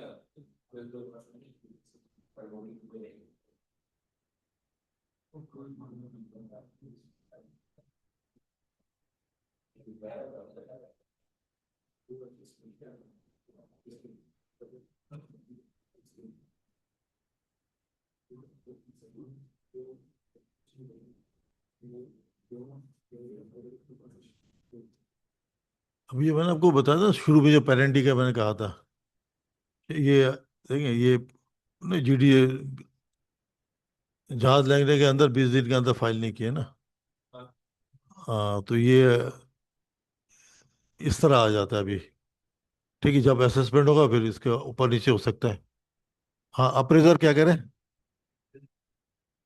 अप्रेजर जो है ना, जो जो अप्रेजमेंट है डिपार्टमेंट है, उसको जीडी को आपके असेस करता है, वो चेक करता है कि जीडी अकॉर्डिंग टू जो है ना, जो क्या कहते हैं, अपने सही फाइल किया, skin wise, packing list, bill of lading, certificate of origin, आपकी declared value, classification, HS code, ये सब चीज़ चेक करता है। जी अख्तियार है वो, मेन बंदा वही होता है। उसने अगर देखा कोई अपने गलती कर गया है, तो वो चाहे तो आपकी कंट्रीब्यूशन रिपोर्ट वही बनाएगा। ठीक है, कंट्रीब्यूशन रिपोर्ट बना के आगे फाइल कर देगा पीए को। पीए प्रिंसिपल अप्रेजर होता है, उससे ऊपर होता है। ये 2 होते हैं, उसके बाद उसके ऊपर एसी होगा, एडीसी होगा। हाँ, एसी या डीसी, उसके बाद एडीसी होगा, कलेक्टर होगा। लेकिन मेन जो है ना, अप्रेजर ही होता है। नहीं नहीं, अब जो है ना, सीपीयू डिपार्टमेंट बना दिया, एक जगह बिठा दिया अभी इनको। हाँ, सेंट्रल प्रोसेस यूनिट बनाया उन्होंने।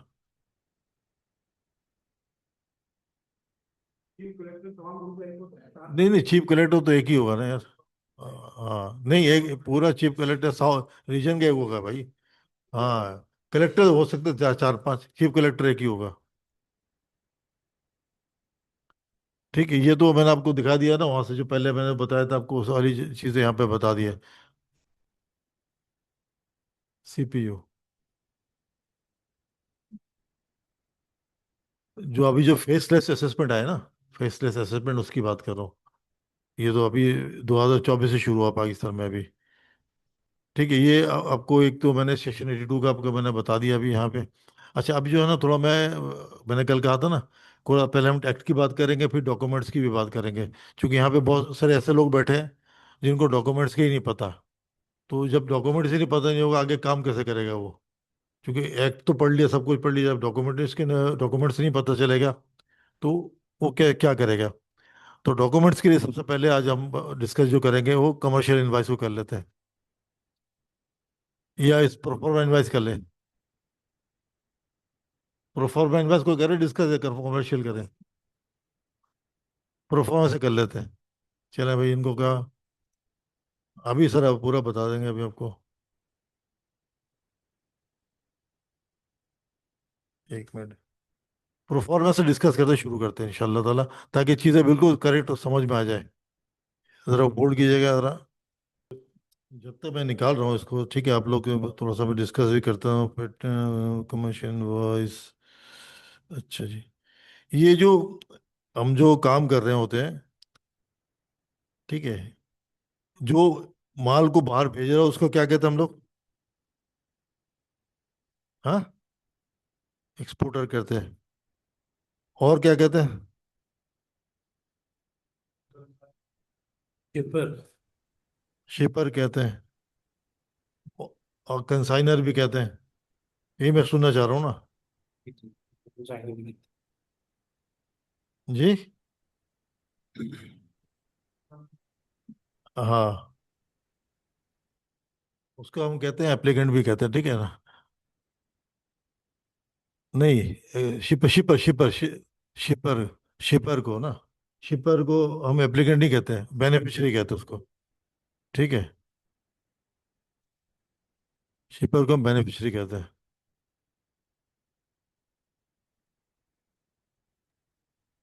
सर बेनिफिशियरी तो कंसाइनी नहीं होगा, जो जिसका कार्गो हम्म, जिसको मिलना है। नहीं नहीं, बेनिफिशियरी वो होता है जो उसने पैसे कमाए। अच्छा अच्छा। अच्छा ठीक। ठीक है, एक एक जो है ना, ये आपके सामने एक प्रोफॉर्मा इनवॉइस मैंने दिया है।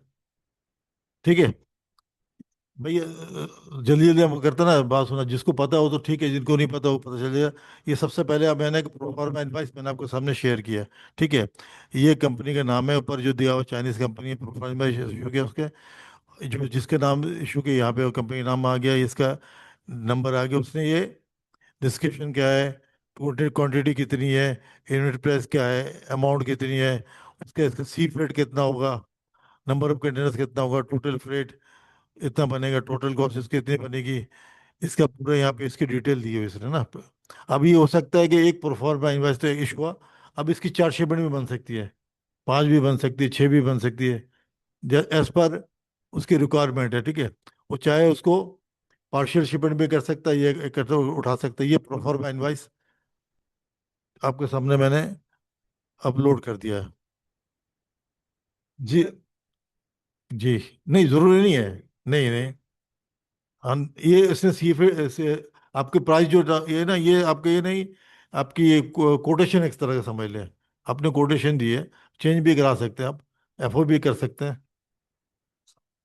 जी, बायर और सप्लाई के लिए। हाँ, नहीं कस्टम के लिए नहीं है, ये बैंक के लिए ज़रूरी है, एलसी खोलने के लिए। लेकिन हमें जब इनवाइस पढ़ा रहे हैं तो पहले प्रोफॉर्मा तो समझ लेना। ठीक है, तो ये सारा इसको, अब इसको आप ज़रा थोड़ा अगर डिकोड करते हैं ना पूरे इसको डिटेल में, इसको ना तो समझने की कोशिश करता भी।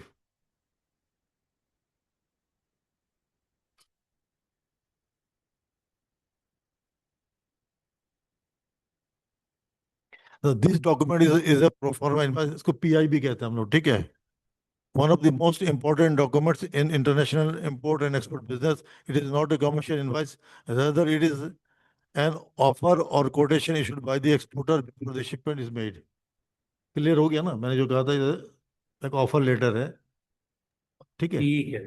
सही। ये एग्रीमेंट का सबसे पहला उसूल है। एग्रीमेंट, दुनिया में कोई भी एग्रीमेंट बनेंगे, आप जो पीछे लॉ के स्टूडेंट बैठे हैं, पढ़ा आपने एग्रीमेंट? कौन सा एक्ट है हमारे पास? 1872, 1872। हाँ, ये पहले पूरी दुनिया के एक ही है चीज, समझ लो प्रोफॉर्मा। और कोटेशन, ये कोटेशन ये हाँ कोटेशन ही एक तरह से भाई परफॉर्मेंस वैसे क्या है आपका कोटेशन ही हो गया ना। नहीं नहीं कोटेशन तो हटा देते ना, परफॉर्मेंस एक्सेप्ट कर रहे हैं। मैं आपको एक अपनी यह मेरी जुबान है भाई, इसको आप वो नहीं समझिएगा कि ये हुर्फ आखिर है। ये चेंज भी हो सकता है, आप चैलेंज भी कर सकते हैं अपने हिसाब से, अपनी इंटरप्रिटेशन भी कर सकते हैं। ठीक है। हेलो। जी। अच्छा आवाज आ एक्सपोर्टर, रही है? आवाज क्यों नहीं आ रही भाई? अच्छा जो अपने अभी प्रोफाइल में जो मैंने आपकी शेयर किया। जी। पहले आपकी आवाज तो आ रही है, लेकिन जब ये पार्टिसिपेंट से आप बात करते हैं तो वो जो कुछ बोलते हैं वो हमें सुनने में नहीं आता, तो अच्छा पता अच्छा नहीं ठीक है पड़ता ठीक कि है। मैं बात क्या अभी हो रही है। अब मैं ठीक है। अच्छा जो एक्सपोर्टर इसके अंदर जो जो सेलर है उसका नाम ये जेंगजी होंडा मेडिकल इक्विपमेंट लिखा, ठीक है। बायर जो है ना इसका ये यहाँ पे आ गया, ठीक है। इनवॉइस नंबर इसकी ये हो गया, इसकी डेट ये आ गई। प्रोडक्ट जो है ना सर्जिकल ग्लव्स है। ट्रेड टर्म्स है CNF Karachi cost and freight, ठीक है। करेंसी होगा US डॉलर में। टोटल क्वांटिटी इतनी हो जाएंगे, टोटल गुड वैल्यू इतनी है इसका जाएगा, एस्टिमेटेड सी फ्रेट इसका इतना देगा, ठीक है। ये कहाँ लिखा हुआ था? नीचे लिखा हुआ था, ठीक है। उसके बाद डेस्टिनेशन जो Karachi Pakistan, payment terms cash and against document, DA पे है। DA का मतलब क्या हुआ? हाँ ठीक है। ये एक्सेप्टेंस है ना, डॉक्यूमेंट्स नहीं हो। कैश एंड ये एक्सेप्टेंस है। हाँ DA एक्सेप्टेंस आ जाएगा, लेकिन CAD होना चाहिए। भाई देखे ना, नहीं अभी जो देखो मैंने लिखा ना, गलती इससे गुंजाइश है। हाँ नहीं DA पे होता है वो जाए ना, DA में अगर एक्सेप्टेंस पे आ जाएगा तो फिर आपको क्रेडिट मिलेगा ना, फिर 30 डेज का, 20 डेज का, या 90 डेज का। ठीक है, जो कलेक्शन में तो आपको कोई क्रेडिट नहीं है। आपने डॉक्यूमेंट बैंक में पैसा दिया, आपने डॉक्यूमेंट छुड़वा लिया, तो वो document cash against document CAD हो जाएगा। DA मैंने गलत लिख दिया यहाँ पे। असल में ना कुछ लोग इस पे ये होता है कि DA पे ना फिर क्रेडिट हो जाता है ना, ठीक है। अच्छा इसमें जो इंश्योरेंस है ना, जो बायर्स की रिस्पॉन्सिबिलिटी है, ठीक है, इसलिए है कि ये CIF नहीं है, C&F है। तो कभी भी इसलिए बैंक आपसे इंश्योरेंस भी मांगता है। कंट्री ऑफ ओरिजिन इसके चाइना है। अच्छा पैकिंग है, 5,400 कार्टन्स है। बैंक डिटेल्स जो उसने दिया हुआ, थ्रेड सिग्नेचर है नीचे, ये सारी उसने दी हुई है। उस प्रोफॉर्मेंस को हमने यहाँ पे इसको इस तरह ने डिटेल में लिया है। अच्छा अगर मैं आपको इस तरह कोई होमवर्क दे दूँ, बना लेंगे आप? मैं ना ये सिंपल तो मैं आपको दूंगा, ठीक है।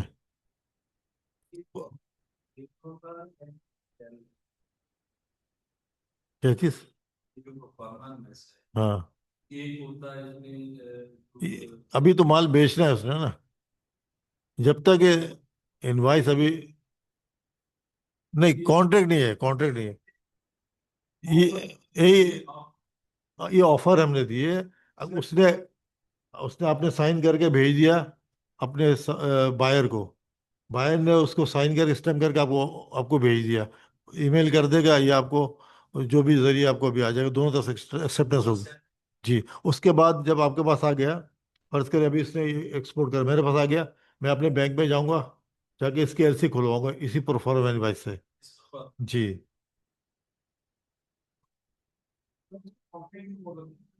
तो सर कॉन्ट्रैक्ट अलग चीज होगी। देखिए ट्रेड, आप ये आपने पूछा कि कॉन्ट्रैक्ट ना, कॉन्ट्रैक्ट अलग चीज है, और ये जो इस पे LC अलग है। भाई एग्रीमेंट कॉन्ट्रैक्ट सब एक ही फॉर्म है, लेकिन नाम डॉक्यूमेंट्स के अलग अलग है ना। किसी में कंप्लाइंस ज्यादा है, किसी में कंप्लाइंस कम है। हाँ जी जी, ये सारे टर्म्स एंड कंडीशन में लिख दिए। जी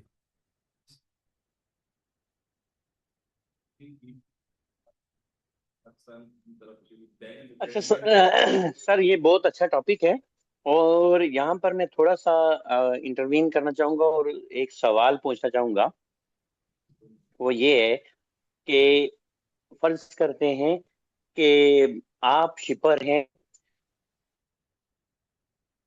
जी जी जी, आवाज आ और रही है। मैं कंसाइनी हूँ, और मैंने हाँ प्रोसीजर क्या होगा। हेलो। जी आपको बोलिए। मेरी आवाज आ रही है सर? आ रही बिल्कुल आ रही अच्छा, है। मेरा ये सवाल है, ये बड़ी इंपॉर्टेंट चीज आपने डिस्कशन की है, ये प्रोफार्मा इनवाइस। मेरा सवाल यहाँ पर है कि आप है शिपर, ठीक, मैं हूँ कंसाइनी, सेम इसी को ही ले हाँ लेते हैं।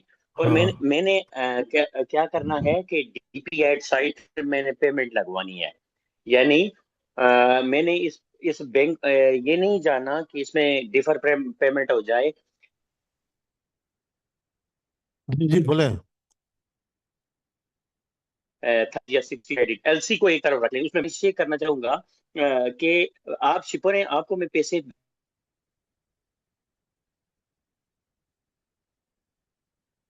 आवाज कट रही है आपकी। भेजना चाहता हूँ, क्या एडवांस तो आपकी पांच आवाज हजार डॉलर्स आवाज में जो ना, आपको भेजना। आपकी ना आधी तो आवाज गैप। आप एडवांस पेमेंट का पूछ रहे हैं या एक काम करें ना, आप जो ना उसको ना वो सवाल मुझे ना लिख के जी भेज जी दे, मैं अभी पढ़ के जवाब दे देता हूँ। ठीक है, आपने क्या पूछा सर?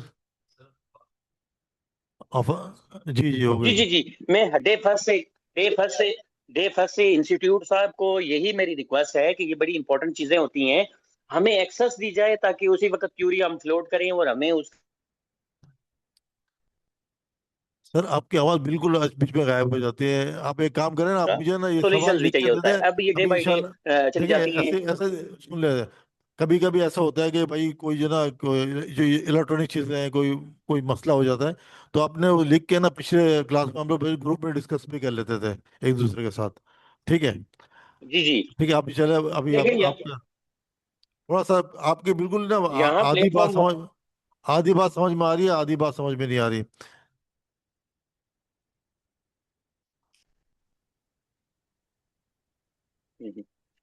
चलो सर। जी बिल्कुल बिल्कुल सर, भट्टी साहब आपको सुनाते हैं। जी सर, आप क्या सवाल कर रहे हैं अभी इसमें कर लें। अस्सलाम वालेकुम सर। जी जी, अभी वो सवाल कर रहे हैं, आप इसमें कर, ताकि उनको आवाज तो जाए। अस्सलाम वालेकुम जी। हेलो।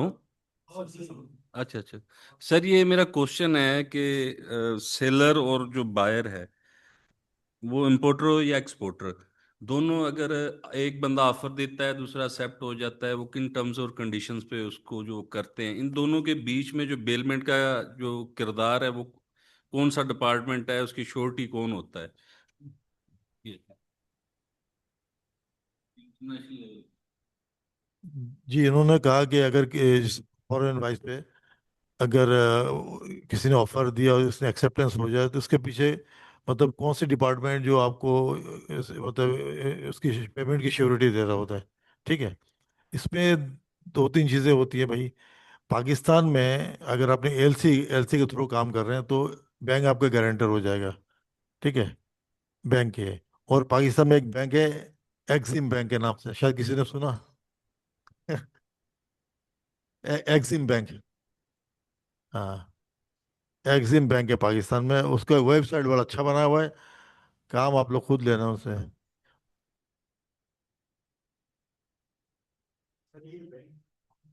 नहीं सुना ना?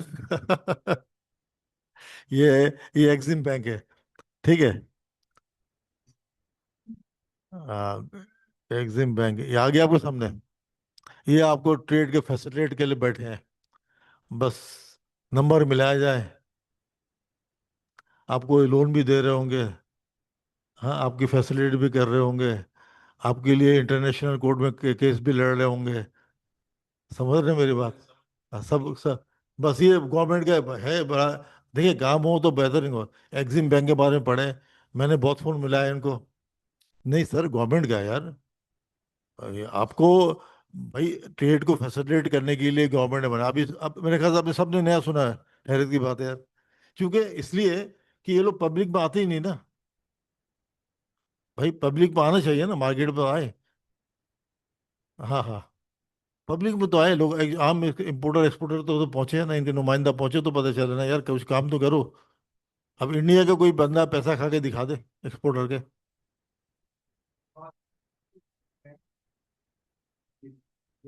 नहीं नहीं नहीं, ये अलग है, इम्पोर्ट एक्सपोर्ट बैंक अलग है।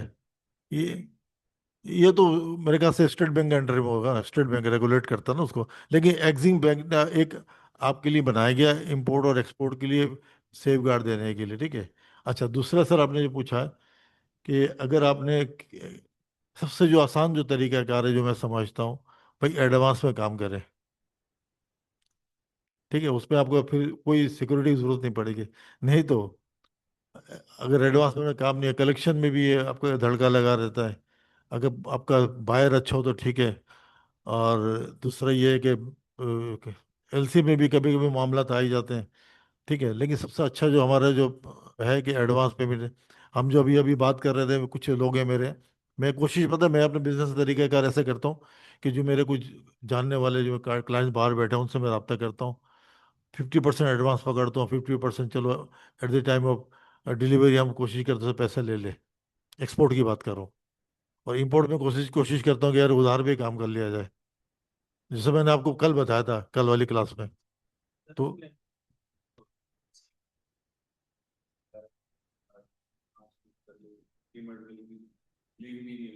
तो उसके लिए ट्रिब्यूनल कौन सी है जहाँ इंटरनेशनल क्लाइंट हो या हमारा वो पैसा कहा जाए? भाई देखें ना, ये जो है ना, ये तो मिनिस्ट्री है, गवर्नमेंट का काम है ना। उस मिनिस्ट्री से रब्ते करेगा, उसके करेगा, या कोई इंटरनेशनल चैम्बर ऑफ कॉमर्स में जाएंगे। मैं अभी तक हेलो। लेकिन मैंने आज तक कोई इंटरनेशनल कोई केस नहीं लड़ा अभी तक। लेकिन हाँ, दूसरे ने मेरे पे केस। हेलो। जी जी सर, आवाज आ रही है। जी सर, मेरा गुजारिश ये है, मैंने पहले भी अर्ज किया था, उसमें आपने कुछ भी इस सिलसिले में जवाब ही नहीं दिया मुझे। मेरा अर्ज ये है कि जब हम, जो सवाल वहाँ उठाया जा रहा है वो सुनने में नहीं आता, तो आप जो बात सर करते ये हैं भी वो असल में ना, माइक हमारे पास एक ही है, तो इस वजह से हो रहा है। लेकिन आप मैंने अभी इसमें इसमें बराए करम पे यूं कर दिया करें, अगर कोई सवाल आप समझते सही हैं कि सही, अहमियत आपकी का बात बिल्कुल सही है। हामिल है, तो नहीं आप नहीं, कम से बिल्कुल कम अच्छा। आप रिपीट कर दें उसे, आप खुद रिपीट नहीं, कर दें, ताकि हम तो सुन लें ना कि अच्छा ठीक बात है, क्या हो रही है। ठीक है, ठीक है। चल अभी तो ये तो उसको यहीं पे कंक्लूड करते हैं। कल से इंशाल्लाह 2 माइक रखेंगे हम। ये बिल्कुल सही है, उन्होंने कहा कि जो आप सवाल कर रहे हैं उनको भी पता चलना चाहिए यार कि क्या हो रहा है, क्या डिस्कशन हो रही है। वो भी उनका भी ये गलत है ऐसे। ठीक है, जी मेहरबानी, शुक्रिया। ठीक है, ठीक है। अच्छा, डीए में अंडरस्टैंडिंग ऑफ पार्टी की, दोनों पार्टी के आपस की अंडरस्टैंडिंग। जी जी जी। बैंक नहीं, बैंक उसको आपको फैसिलिटी कर देगा। बैंक, हाँ, कॉन्ट्रैक्ट में होगा, कॉन्ट्रैक्ट होगा, लेकिन उसमें कोई फायदा नहीं है। इसलिए कि नहीं फायदा है कि मैंने खुद किया है ना। मैंने बताया ना, केमिकल मैंने मंगा लिया था। अब क्या हुआ भाई, वो मेरा भी कसूर नहीं है, मैंने जिसको सप्लाई दिया वो लोग भागे कोरोना पे। अब मैं कहाँ से दूंगा? तो डीए में था, वो कॉन्ट्रैक्ट था, तो आज तक पेमेंट नहीं दी मैंने। जितना दे सकता था दे दिया, अभी 12-13 हज़ार डॉलर मैंने बताया, बाकी नहीं दिए मैंने, क्योंकि मुझे आगे से नहीं। हाँ, बैंक बैंक के नहीं होता गारंटी से, एलसी में बैंक गारंटी होगा, ठीक है। सब कॉन्ट्री बैंक के अंडर में सारे। देखिए, जो ट्रेड है ना, बैंक के अंडर से ही चलेगा, क्योंकि मनी लॉन्ड्रिंग को खत्म करने के लिए किया गया ना सारे चीज। उसी बैंक से है। जी। पहले पहले ना बैंक वाले नहीं पूछते थे, अब आपको ना ओवर ड्यू के लिए आपको मैसेज आ जाता है, ईमेल आ जाती है, फिर स्टेट बैंक से भी ईमेल आ जाती है कि भाई ये पेमेंट आपने भेजनी थी, ये सेटलमेंट क्यों नहीं हुआ अभी तक। अब अभी पहले नहीं, अब आ रहा है। ठीक है, ये तो मैंने अभी उसको दिखा दिया आपको डॉक्यूमेंट्स टाइप ऑफ। अच्छा, आप जो है ना, इम्पोर्टेंस फॉर्मा इनवाइस के इम्पोर्टेंस क्या है? Invoice used to give the importer the seller official price quotation. ये प्राइस कोटेशन एक तरह से दिया था, ठीक है। To help the buyer arrange an import letter of credit, LCTT payments और बैंक अप्रूवल। जब आप हमारे पास प्रोफॉर्मा इनवाइस आता, फिर हम बैंक में जाके उसकी एलसी खोलते हैं या टीटी की अप्रूवल लेते हैं, जो भी कुछ के हमारे प्रोसेस होता है, ठीक है।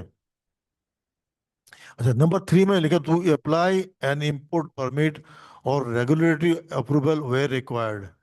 इसका मतलब ये मुझे भी नहीं पता।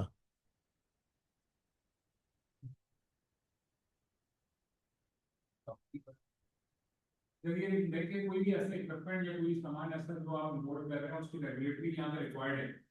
एक मिनट, एक मिनट, आप एक मिनट सर, अभी यही करना पड़ेगा, ये लेंगे, मैं आ जाता हूँ।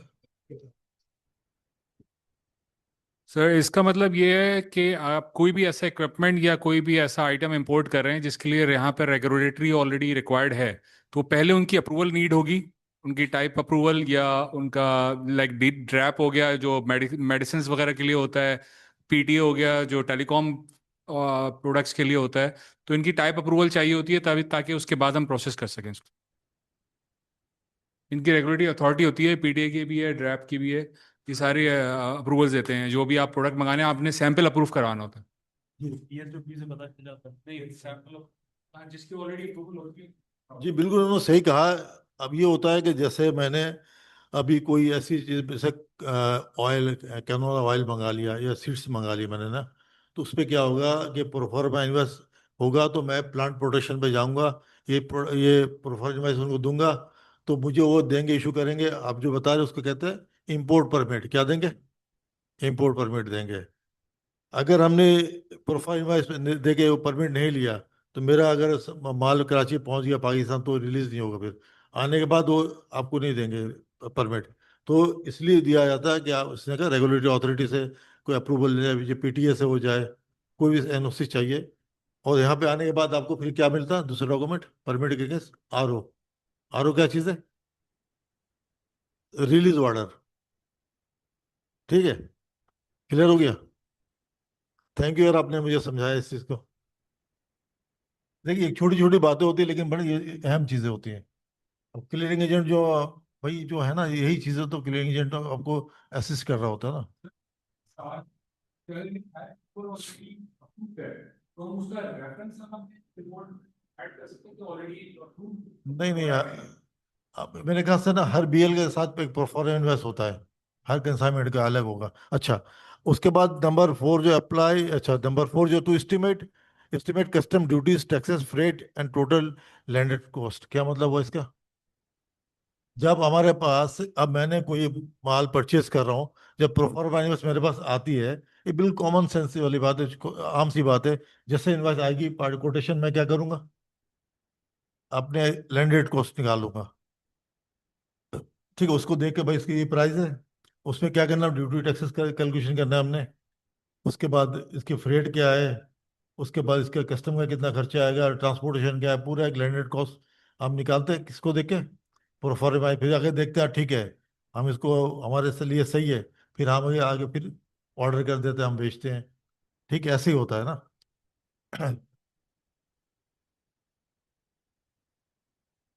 अच्छा, उसके बाद to confirm the agreed product specification before production of shipment. सही है। इस पे ये होता है कि 2015 में मुझे एक नुकसान हो चुका है इस पे, अभी तक मेरा माल पड़ा हुआ है। जी, वो उसमें यह था कि मैंने ये जो प्लास्टिक, जो सॉरी मैश बैग होता है, मैश बैग प्लास्टिक का, जिसपे हाँ जिसपे ना पोटैटो वगैरह बाहर जा रहा होता है, आपने देखा होगा मैश बैग, वो मैंने मंगा लिया था चाइना से, 5,500 पीस। ठीक है, मेरे साथ एक साहब बैठे होते, वो एमडी मैनेजर थे यूनिलीवर पे, मॉडर्न ट्रेड मैनेजर। तो उन्होंने कहा अभी भाई ये मैं काम कर लूंगा, मेरे बाएं हाथ काम है, आप ये देख लें लोकल मार्केट में ना, उसको दे दिया। तो उसने यही किया गलती जो है प्रिक्योरमेंट में, जो मैंने आपको आगे बता दूंगा, प्रिक्योर कि उसने ट्रेड सैंपल ही अप्रूव नहीं कराए, और शिपमेंट आ गई हमारे पास। जब यहाँ पे आया तो उसके जो मुझे चाहिए था 20 ग्राम के बैग था, वो आया था 12 ग्राम का। अब उसकी स्ट्रेंथ नहीं है। अब वो जैसे आपने वो पोटैटो डाले, वो यूं फैल जाती है, जैसे मतलब इलास्टिक होता है। वो मेरे जहाज जहाँ से मैंने क्या किया था, इतनी अच्छी मार्केटिंग की थी कि मेरा समुंदर में जहाज था, मैंने लोगों से एडवांस पकड़ लिया था बीएल के अगेंस्ट। मैंने अपनी मार्केटिंग मैं करता हूँ। अब जब वो सैंपल लेके गया, किसी लेने को तैयार नहीं है, तो ये होता है ना। तो ये हमने क्या किया, जो गलती की है तो हमें को पेनल्टी है। बिजनेस सही है ना, अगर आपने कोई गलती कर गए फिर। लेकिन एक बात और मैंने सीखा है, जब आप कहीं फंसते ना, गलती करते हैं, तो सब लोग ऐसे गायब हो जाते हैं, आगे पीछे कोई भी नहीं होता फिर। ट्रेड सैंपल, अभी ये जो मैंने लिखा ना, to confirm the agreed product, जो प्रोडक्ट उसके specification before production of shipment. आजकल तो आपके पाकिस्तानी बहुत चाइना में फिर रहे होते हैं, जो ये काम कर लेते हैं। तो किसी बड़े इदारे को अपॉइंटमेंट करने की जरूरत ही नहीं है, पाकिस्तानी बहुत हैं जो इसका में स्पेसिफिक, सॉरी, जो आपकी जगह क्या कहते हैं उसको इंस्पेक्शन कर लेते हैं, ठीक है डेट सैंपल कहाँ से अप्रूव करा? सर। जब ये हम जो उसके पास जो सैंपल होता है ना, हम उससे मंगा लेते हैं, भाई सैंपल हमें भेजो, इसके ट्रेड सैंपल, जो माल आपका तैयार हो रहा है एक सैंपल बना के भेजो।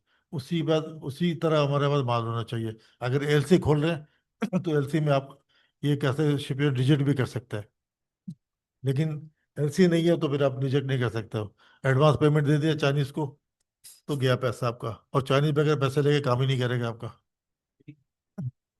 तो पांच पैसा लेके चले हो गया, क्लेम कैसे नहीं कर सकते हो। तो कैसे score कोई नहीं है, आप पाकिस्तान में गवर्नमेंट सपोर्टेड नहीं है ना। हाँ सर, अगर एलसी की बात करो ना, एलसी के नहीं हो तो, इन्होंने कहा ना एलसी ना हो तो, अभी कल से इंशाल्लाह तो 2 माइक लेकर आएंगे हम यार। एक मिनट, दोबारा दोबारा दो, अब यहाँ पे वो बेचारा गाना हो रहा है। अच्छा सर, शिप लाइन पे जैसे कंटेनर लोड हो जाता है और एक्सपोर्ट हो या इंपोर्ट के लिए आ रहा हो, तो अगर इंसिडेंट कोई हो जाए ड्यू टू वार या कोई नेचुरल डिजास्टर, तो वो उस माल का गारंटियर कौन होगा? उसकी इंश्योरेंस होगी, कोई क्लेम होगा उसका या नहीं? अगर आपने कहा ना कि अगर कोई आपका माल कोई रास्ते में कोई खराब हो जाए, तो पहली बात है शिपिंग लाइन की कोई जिम्मेदारी नहीं है। हाँ, इसलिए नहीं है तो शिपिंग लाइन जो जो वहाँ पे जो फ्रेट फॉरवर्डर बैठे हुए थे, उनको मैं बता दूं, एक जनरल एवरेज क्लॉज होता है शिपिंग लाइन का, जनरल एवरेज क्लॉज, ठीक है, वो पढ़ लीजिएगा। और शिपिंग लाइन के एक और बता दो, बिल ऑफ लेडिंग के पीछे बहुत से बारीक बारीक से लिखा होता है, आपने देखा है? किसी ने पढ़ा नहीं होगा, वो लिखते इसीलिए है कि कोई पढ़ ही ना सके। उसमें मतलब बीच में कोई इंपॉर्टेंट बातें लिख दिया जाता है, और आपको कहते हैं इस पे पीछे स्टम्प लगा के इंडोर्स करो। क्या मतलब वो है? आपने पीछे, आगे आगे एक्सेप्ट नहीं करेंगे, वो कहते हैं पीछे इंडोर्समेंट करो, यानी अपने स्टम्प लगा के साइन कर दिया तो आपने इंडोर्स कर दिया, ठीक है, हमने मान लिया बात आपकी सही है। अब जब उनको पता होता है कहाँ कहाँ क्या लिखा हुआ है।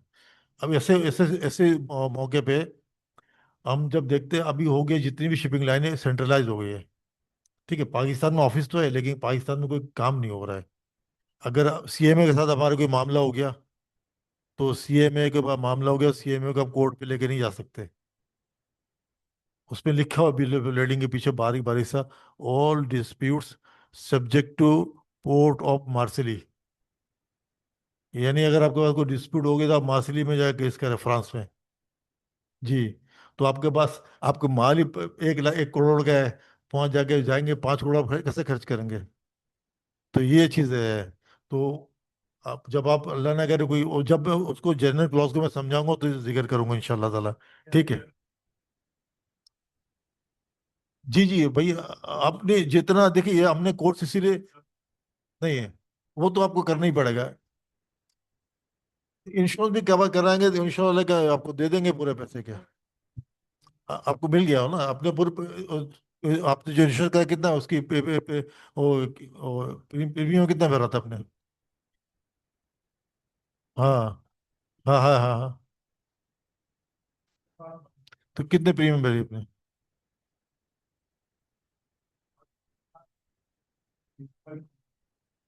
हाँ, तो उसके अंदर किसी ने भूकंप का नाम नहीं बताया था, बट चले, अगर इंश्योरेंस हो गया तो चलो ठीक है, कह रहे इंश्योरेंस आपको मिल सकता है।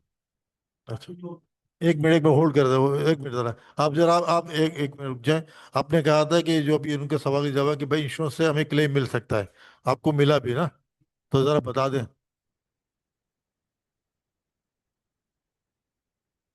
सर बिल्कुल, इंश्योरेंस करवाया था हमने शिपमेंट का। और हमारी एक शिपमेंट थी, बाय एयर की शिपमेंट थी, जो कि आपको याद होगा कि पीआईए पे एक टेररिस्ट अटैक हुआ था, तो जेरिस में आग लग गई थी।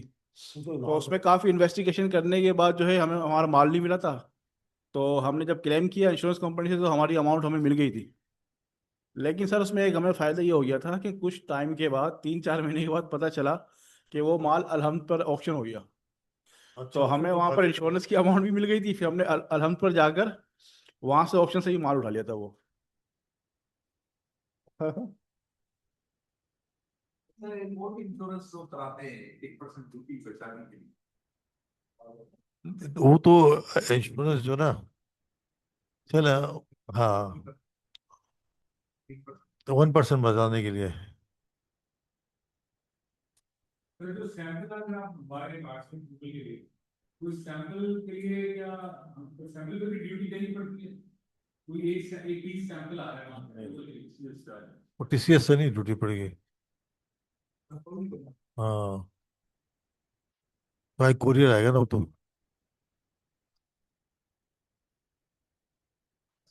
अच्छा।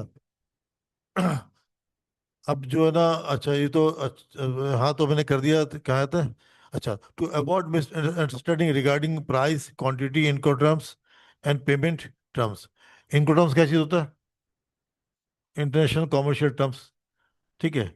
और पेमेंट टर्म्स क्या है हमारे पास? CIF है, CFR है, C&F है, हाँ, डीपी और DPA, sorry sir, DPA, DA, हाँ, LC है। देखें, कलेक्शन पे DPA, अभी मैं बताता हूँ कितने टर्म्स है, देख के ही बता देता हूँ यार, एक मिनट ना।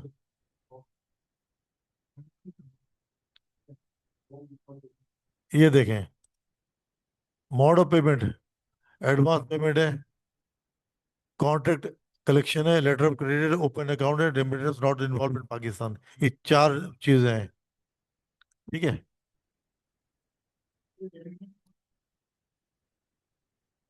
ये बात की डिपेंड है, हाँ जी। बंद हो गया, हाँ, अब ये यार, ये उसके लिए हम लोग ना, कोई बैंक को इन्वॉल्वमेंट नहीं होती थी, हमने पार्टी से डायरेक्ट मंगा लिया, बैंक को सिर्फ डॉक्यूमेंट सबमिट कर दिया, डॉक्यूमेंट भेज दिया, पेमेंट कहाँ से गई, किधर से गई, कुछ पता नहीं चलता था।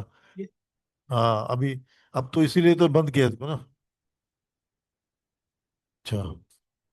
अच्छा, ये तो important elements explained, field importance, ठीक है। सेलर एंड बायर के जो दरमियान जो identify both parties, contracting parties, ठीक है। ये जो मैंने अभी कहा ना, एक्सेप्ट, एक ऑफर करता है, एक्सेप्ट करता है, तो दोनों कॉन्ट्रैक्टिंग पार्टी हो गई, ठीक है। अच्छा, जो इसका जो इनवाइस नंबर है, use for reference, record keeping के लिए, description of goods must clearly identify the products. अच्छा, क्वांटिटी, यूनिट प्राइस, ठीक है, टोटल अमाउंट या इनपुट ऑफ जो ने दिया हो, सेलर है, पोर्ट ऑफ लोडिंग है, पोर्ट ऑफ डेस्टिनेशन है, उसके बाद क्या है, पेमेंट टर्म्स है, पैकिंग डिटेल है, कंट्री ऑफ ओरिजिन है, इसका टैरिफ है, बैंक डिटेल्स है, सिग्नेचर है, ठीक है। अच्छा, लीगल इंपॉर्टेंस क्या है अभी थोड़ा सा इसको, प्रोफर इनवाइस का क्या है भाई? ये proforma invoice generally not a legal binding sales invoice by sales, ठीक है। क्यों नहीं है भाई? ये आपके और बायर सेलर के दरमियान बातचीत है। जब तक कि कोई इसमें जैसे इन्होंने कहा ना, तो थर्ड पार्टी इन्वॉल्व ना हो तो उसकी कोई अहमियत नहीं है ठीक है। जब तक कोई बैंक इसमें इन्वॉल्व नहीं होगा, LC नहीं होगी, फिर इसकी कोई लीगल बाइंडिंग नहीं है, ठीक है। अगर हमने आपस में बात करके एडवांस पेमेंट मंगा लिया मैंने, और माल ही ना भेजूं, वो क्या कर लेगा मेरा? लेकिन वो ऐसे एडवांस पेमेंट देते नहीं आजकल। अच्छा, but it is becomes the evidence of the agreed commercial terms and accepted by the buyer and followed by purchase order और contract, ठीक है। अगर कॉन्ट्रैक्ट बन जाए, LC बन जाए, तो इसकी कोई आपकी अहमियत होगी, लेकिन इसकी कोई अपनी जाती हैसियत से, ये कोई इसकी कोई लीगल अहमियत इतनी नहीं है, ठीक है। अच्छा, it forms the basis of papering of final commercial invoice, ठीक है। पाकिस्तानी इंपोर्ट लॉ के हिसाब से क्या चीज़ है भाई, इसको हम देख लेते हैं। अच्छा, अभी जो इससे पहले आप लोगों ने काम किया, प्रोफाइल एंड वाइस को कभी इतना गौर से कभी देखा आप लोगों ने, जो आज हम देख रहे हैं? आपने देखा हो, मुझे पता है। अच्छा, ये, अच्छा, अच्छा, अंडर पाकिस्तानी जो लॉ जो है ना, the profile device is commonly use for, हमारे जो हम जो समझते हैं वो क्या करते हैं भाई, पहले जिक्र किया था इंपोर्ट प्लानिंग के लिए ना, हमारी मेन पर्पज ये होता है, इसमें LC खोलना या रेंडी कॉस्ट निकालना, इससे ज्यादा कुछ नहीं है, ठीक है।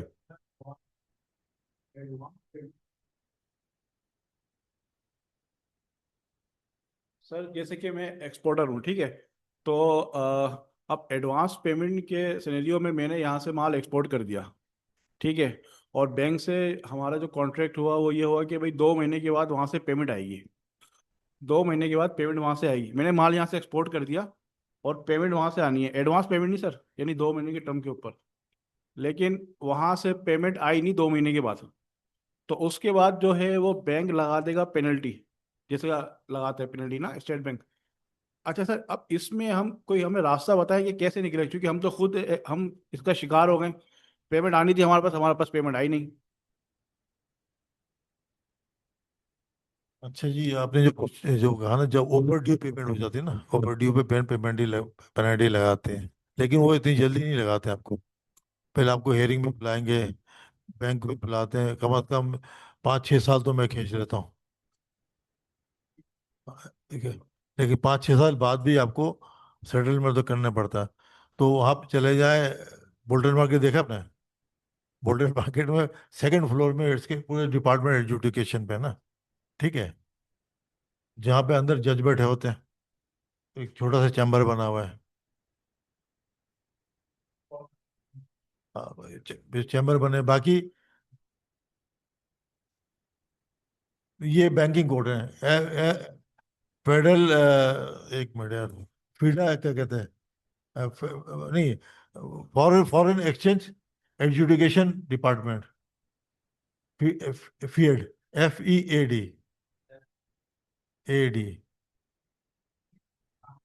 नहीं नहीं, ये मैं वो बता रहा हूँ सर, मैं जाता रहता हूँ ना, आज भी गया हूँ मैं।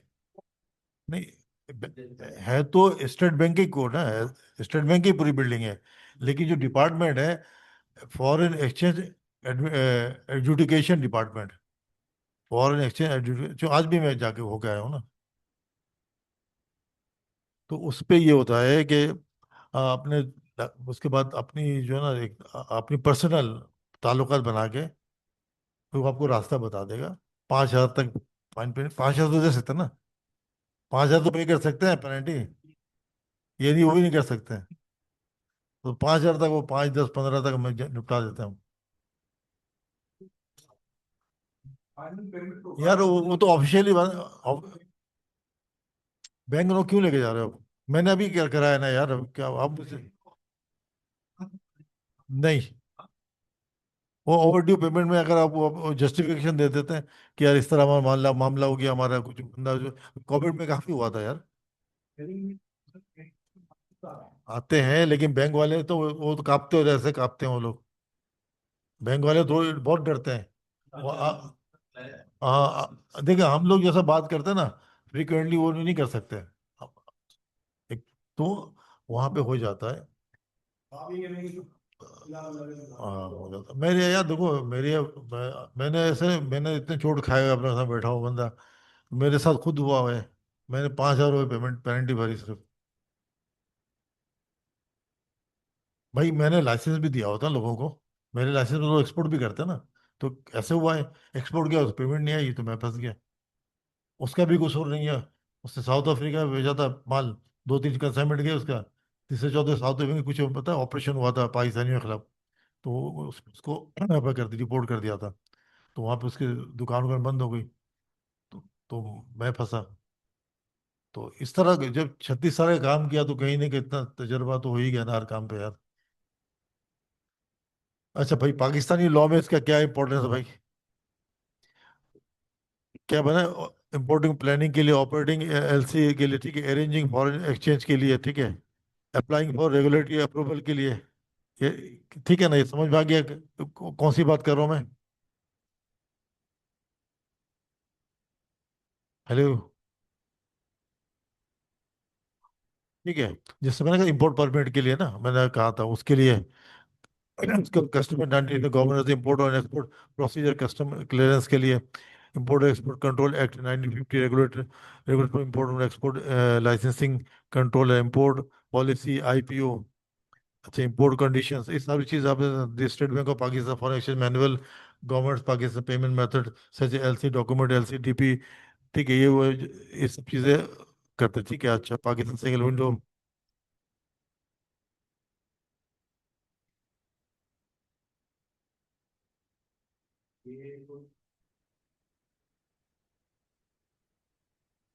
सर प्रोफॉर्मा इनवॉइस हम कस्टम में जमा करवाते हैं जब हम जेडी फाइल करते हैं। नहीं, प्रोफोर्मा इसके कस्टमर को जरूरत नहीं। अच्छा, मेरी आवाज आ रही है आप लोगों को? हेलो? जी जी आ रही है आवाज हाँ, बिल्कुल। अच्छा, अब दो माइक हो गया। अच्छा, जब हम जीडी फाइल करते हैं तो उस वक्त इसकी जरूरत नहीं पड़ती है। उसके कस्टमर को सिर्फ कमर्शियल इनवाइस चाहिए होता है। नीचे देखें, difference between profile invoice and commercial invoice की डिफरेंस मैंने नीचे लिख दिया। क्या है प्रोफाइल इनवाइस और कमर्शियल इनवाइस में? क्या फर्क है?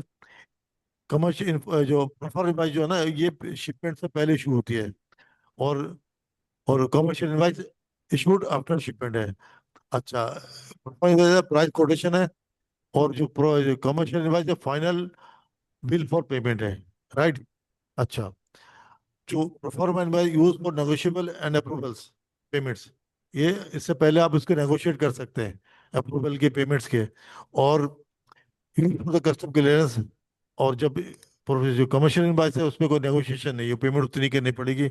अच्छा, जो फर्मा इनवाइस है उससे आप पेमेंट की डिमांड नहीं कर सकते हो, और कमर्शियल इनवाइस तो ऑफिशियली डिमांड फॉर पेमेंट्स। अच्छा, तो proforma invoice can not normally be use alone for the custom clearance custom document. जैसे आपने भी पूछा ना, अभी माइक है, जी आपने जो पूछा ना वही है कि ऐसे आप नहीं कर सकते आप, नहीं। और जो कमर्शियल इनवाइस है वो मैंडेटरी है आपके लिए, लाजमी है कस्टम में सर जमा जो आपने कराना। शुरू में वो बात बताई थी कि कमर्शियल इनवॉइस और प्रोफॉर्मा इनवॉइस में ये फ़र्क एक ये भी हो गया कि प्रोफॉर्मा इनवॉइस में हमने जो माल का सौदा किया है, मिसाल है 50 टन का, और उसको हमने 2 कंटेनर में डिवाइड किया है, तो कमर्शियल इनवॉइस में वो जो शिपमेंट हुई है वो उसका आ जाएगा 25 टन का, और प्रोफॉर्मा इनवॉइस में वो पूरे 50 टन की 50 हो का जाएगी। आएगा। ऐसा ही है? ऐसे ही होगा, लेकिन 50 जो कमर्शियल इनवाइस में हम प्रोफाइल इनवाइस का नंबर लिख देंगे। ठीक है, रेफरेंस, प्रोफॉर्मा इनवॉइस का हाँ, कि नंबर भाई रेफरेंस देंगे। हाँ बैलेंस, अगर उसकी एलसी खुल जाएगी तो एलसी में हम लिख देंगे पार्शियल शिपमेंट अलाउड। और डीपी में है तो उसकी डीपी जरूरत में नहीं कोई होगी। जरूरत नहीं है, एलसी में जरूरत है। ठीक है। अच्छा, document normally prepared after performance. Performance के बाद जो डॉक्यूमेंट नॉर्मली हम बनाते हैं, परचेस ऑर्डर बनाते हैं, सेल्स कॉन्ट्रैक्ट बनाते हैं, लेटर ऑफ क्रेडिट बनाते हैं, कमर्शियल इनवॉइस है, पैकिंग लिस्ट है, बिल ऑफ लीडिंग है, सर्टिफिकेट ऑफ ऑरिजिन है, इंश्योरेंस सर्टिफिकेट है, इंस्पेक्शन सर्टिफिकेट है, कस्टम डिक्लेरेशन है। ठीक है। For your certified import export professional record the profile was an excellent teaching example because ठीक है, जैसे हटा ही देते हैं। ठीक है। अभी हमने आज माशाल्लाह परफॉर्मेंस को हमने पूरा समझ लिया। ठीक है, समझ गए? अच्छा, इसका कुछ हम सवाल पूछे इससे? हाँ भाई, तैयार है आप लोग ऑनलाइन वाले भाई? अस्सलाम मैं वालेकुम सब सर। अच्छा भाई, जी इसको सर। सर वो क्लास मेरी को खत्म मे, करने से पहले कुछ हम इसके ना इसके सवाल आपसे पूछ रहे थे हम। ठीक है, अब जरा होल्ड करें, मैं सवाल पूछ लेता हूँ कुछ। ठीक है, आप एक एक करके बताइएगा भाई। What is performance advice? भाई ऑनलाइन में से किसे पता है कौन सा सही है? Option B, option B. D है भाई। परफॉर्मेंस क्या है? बी A है यार। payment quotation issued before the sales. ठीक यस है सर, ठीक है, सही है, राइट है ये सर बिल्कुल चलो। ठीक है। अच्छा, अच्छा, एक minute. What is the main purpose of performance invoice? ठीक है, मेन पर्पस क्या है? आप option online C, online option C. To inform the to buyer inform of the buyer propose of the sale purpose terms before terms of shipment. Shipment. C ठीक है, सी ठीक है। है सी जी। सी सी है सर। अच्छा, अच्छा, See, अच्छा, ये डी नहीं हो सकता क्या? नहीं सर। अच्छा, ठीक है, ठीक है। Which of the following is usually included in A. ठीक है, ऑप्शन ऑप्शन ए। ठीक है, और ठीक है। प्रोडक्ट जो आप परचेज कर रहे हैं उसकी डिटेल होती है। Is a profile was demand of for payment? Yes. Yes option A. No, no, ये किसने बोला है? no, no, no. सर इस पर for invoice demand for payment. Option A. Option B नहीं, बी बी है। नहीं ये फाइनल पेमेंट हाँ, रिक्वेस्ट नहीं है, ये हाँ, मतलब This is नहीं। कुछ not a final payment. Option A. B होगा ना इसका। C sir C C C C B, C C B. C C C है सॉरी, सी सी है, है सी है, ओनली फॉर सी है। इंपोर्ट्स। ठीक है, सही है। सर ऑप्शन तो कौन सा सर आएगा? सी। सी सी सी सर है sir. Sir demand for payment क्या है सर? नहीं, इसमें ना ये तो आपको सिर्फ है ना इम्पोर्ट पर्पस के लिए दिया गया ना, कोटेशन है, जी जी जी कोटेशन, जी, कोटेशन, इसमें just for payment demand quotation. नहीं है, सिर्फ कोटेशन है कि ठीक है जी। कमर्शियल में जो पहले हमने डिस्कस, अच्छा, which document is generally used after the buyer acceptance the perform. अभी मैंने एक मिनट जरा, अभी ऑनलाइन वाले भाई नहीं बताइएगा, जो आप बैठे आप में से को बताए, इनमें से बता दे कौन सा है। which document is generally used after the buyer acceptance। अच्छा जी, किसने भी बताया? अच्छा ठीक है, ठीक है। अच्छा ऑनलाइन वाले, जी ऑनलाइन बैठे हैं बी। जो, बी है बी। बिल्कुल बिल्कुल राइट है, राइट है, बिल्कुल सही है। सर बी के साथ, सर बी तो नहीं, बी के साथ ए भी तो हो सकता है, दोनों नहीं, साथ साथ। नहीं नहीं, हाँ बी बिल्कुल होगा हो सर, सकता है, कमर्शियल इन्वेस्ट हो लेकिन सकता है। सुन ले, जो थर्ड कमर्शियल कैटेगरी होगा ये। सुन ले, नहीं बी होगा। कमर्शियल बनेगी उसके बाद पैकिंग बनेगी, ठीक है, पहले कमर्शियल तो वॉइस। कमर्शियल जी प्राइस है। अच्छा, which incoterms may be appear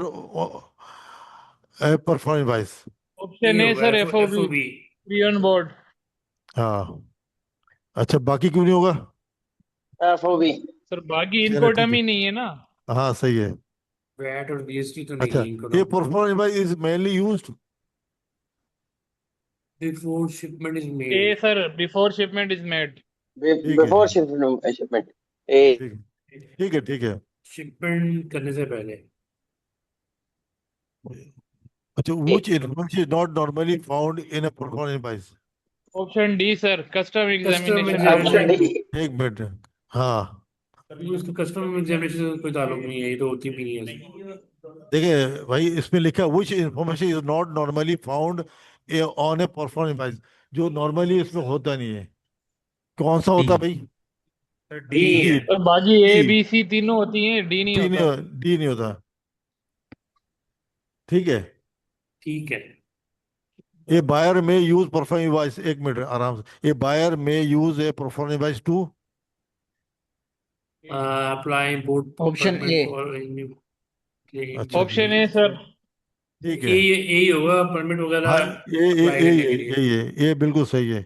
ये परफॉर्मिंग वॉइस बिकम्स, हाँ, ये performing voice option B. Becomes, हाँ, automatically when used only when acceptance is incorporated with B. contract purchase, ठीक बी। है, बी है, सर ऑप्शन बी बी, है, सही है, ऑप्शन बी, जब तक ओनली ठीक है, ठीक है, ओनली। परचेज एग्रीमेंट ना हो जाए उसकी कोई वैल्यू नहीं नहीं होती लीगल। बिल्कुल। अच्छा, अभी तो मेरे ख्याल से जो हमारे जो न्यू बंदे हैं उनको भी प्रोफार्मा इन्वेस्ट का समझ में आ जाना चाहिए, जी सर, और आ जो जाता है। जो पहले भी से काम कर रहे हैं उनको भी थोड़ी बहुत मालूमात हुई होगी, ठीक है। जी जी सर।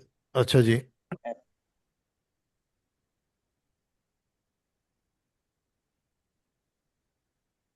भाई आप जो है एज ए मैनेजर है इम्पोर्ट के ना, माशाल्लाह, तो आप मुझे बताइए, अपने प्रोफाइल में से अपने माशाल्लाह बहुत देखे होंगे, तो आज की क्लास में क्या आपको डिफरेंस नजर आया? बहुत ज़्यादा इन्फॉर्मेशन मिली। जो जो चीज़ें नहीं होनी चाहिए थी, जो जो मेरे प्रैक्टिकल लाइफ में नहीं है, वो मैंने इधर देखी है होनी चाहिए, तो वो मैं इम्प्लीमेंट करूँगा आगे जाके। चले, तो आप लोग बताइए कि जो मेरे जो टीचिंग की जो मेथड है सही है? बिल्कुल सही है, बहुत अच्छा मेथड है। बहुत बहुत अच्छा जबरदस्त है, है। बहुत अच्छा है, बहुत आसान, तो आसानी से समझ में आया था। ठीक है, तो इसी तरह हम इंशाल्लाह ताला थोड़ा सा एक्ट भी पढ़ेंगे, साथ साथ हम डॉक्यूमेंट्स को भी पढ़ेंगे, और इसी तरह हर क्लास के एंड में उसको हम तो रिवाइज करने के लिए हम उसकी थोड़ा सा सवाल जवाब भी कर लेंगे, ताकि हमें जो हमने पढ़ा उसको रिमाइंड हो जाए, ठीक है। इसी तरह हम एलसी को भी पढ़ेंगे इंशाल्लाह ताला, ठीक है। सही। स्लाइड सर आज की ना, आज की जो क्लास है के बाद, नहीं कल वाली भी करेंगे, मैं खुद मुझे एक्सेस नहीं है इसमें, तो आज की क्लास के बाद इंशाल्लाह ताला मुझे एक्सेस मिलेगा, तो फिर मैं आपको कर सकता हूँ। बाकी जो बिल्कुल बिल्कुल नहीं हुए हैं इस फील्ड पे, जिन्होंने इससे पहले कभी काम नहीं किया, वो ज़रा बता दे भाई, तो उनको ज़्यादा मुझे उनकी फिक्र है। आप तो लॉयर है ना, आप तो आपने कभी काम किया बोर्ड जी में, सर। तो आप सर बताएं मैं ना। नहीं हूँ। Hello. Thank you sir. Sir अच्छा, आप सर आप एक सर, एक और जो ना जो फिजिकल बैठे हैं उनसे पूछो, फिर आपके बेहतर आता हूँ जी। सर आपकी टीचिंग से बहुत जो है वो हमें मदद मिलती है, क्योंकि हमने तो हम जीरो लेवल से हैं, हम कुछ भी नहीं पता है इम्पोर्ट एक्सपोर्ट का। बेसिकली मैंने तो इस चीज़ में ना कभी इंटर हुआ हूँ, ना मैंने काम किया है, लेकिन ये है कि यहाँ पर सीखने को बहुत ज़्यादा मिलता है, और ऐसा समझें कि फ्रूटफुल है। काफ़ी हद तक। ये बात है, चूंकि ना जिसने लॉ किया हुआ ना, मैंने खुद भी लॉ किया हुआ है, तो जिस जहाँ पे कोई नहीं बोलेगा ना, वहां पर वकील ही बोलता है आखिर में, और ऐसे बोलेगा सही बोलता है। सर आपने कोई इंट्रोडक्शन दे दिया, मेरे पहली मुलाकात आपसे।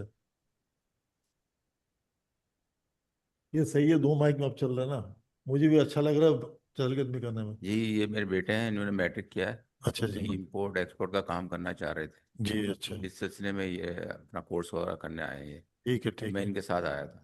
चलें, तो ये बहुत अच्छी बात है माशाल्लाह।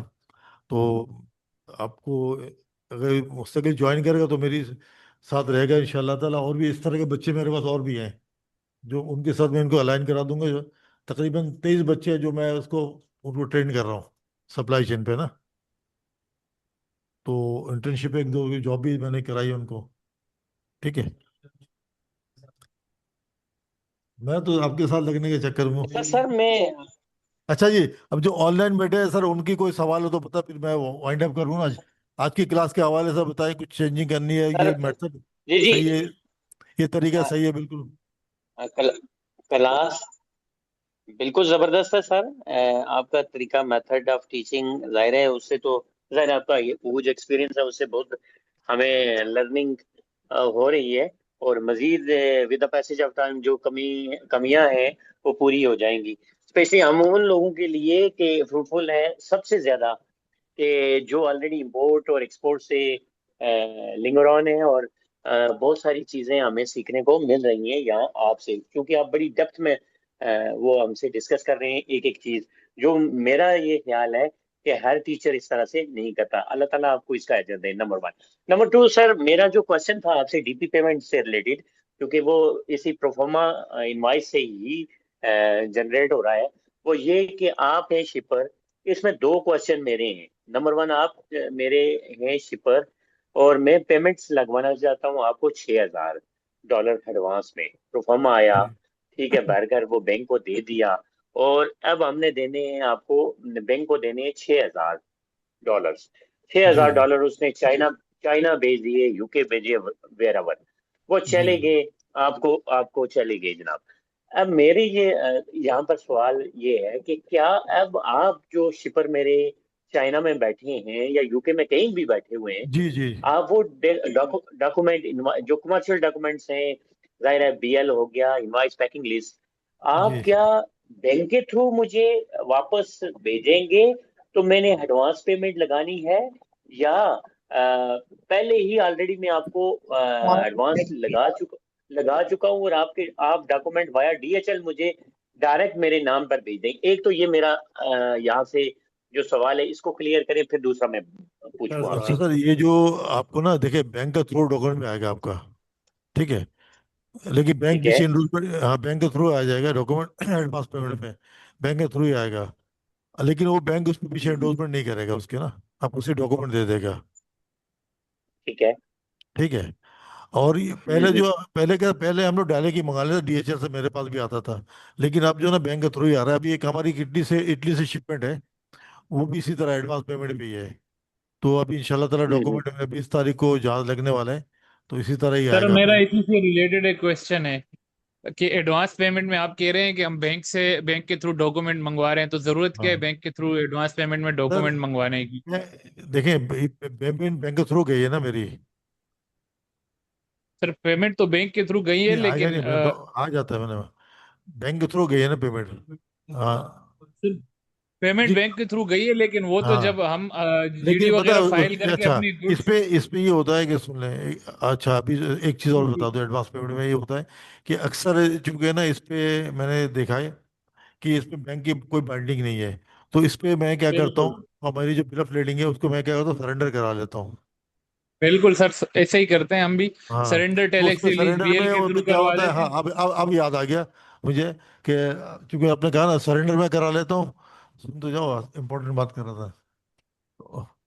तो जो सरेंडर जो मैं कराता हूँ उससे क्या होता है कि मेरा टाइम बच जाता है, अब मुझे याद आ गया। ओरिजिनल डॉक्यूमेंट की हाँ, जरूरत नहीं पड़ती जरूरत हमें। नहीं है होती है, मैं अपना शिपमेंट ऐसे ही निकाल लेता हूँ, वहां से टेलेक्स जी रिलीज आ जाता है।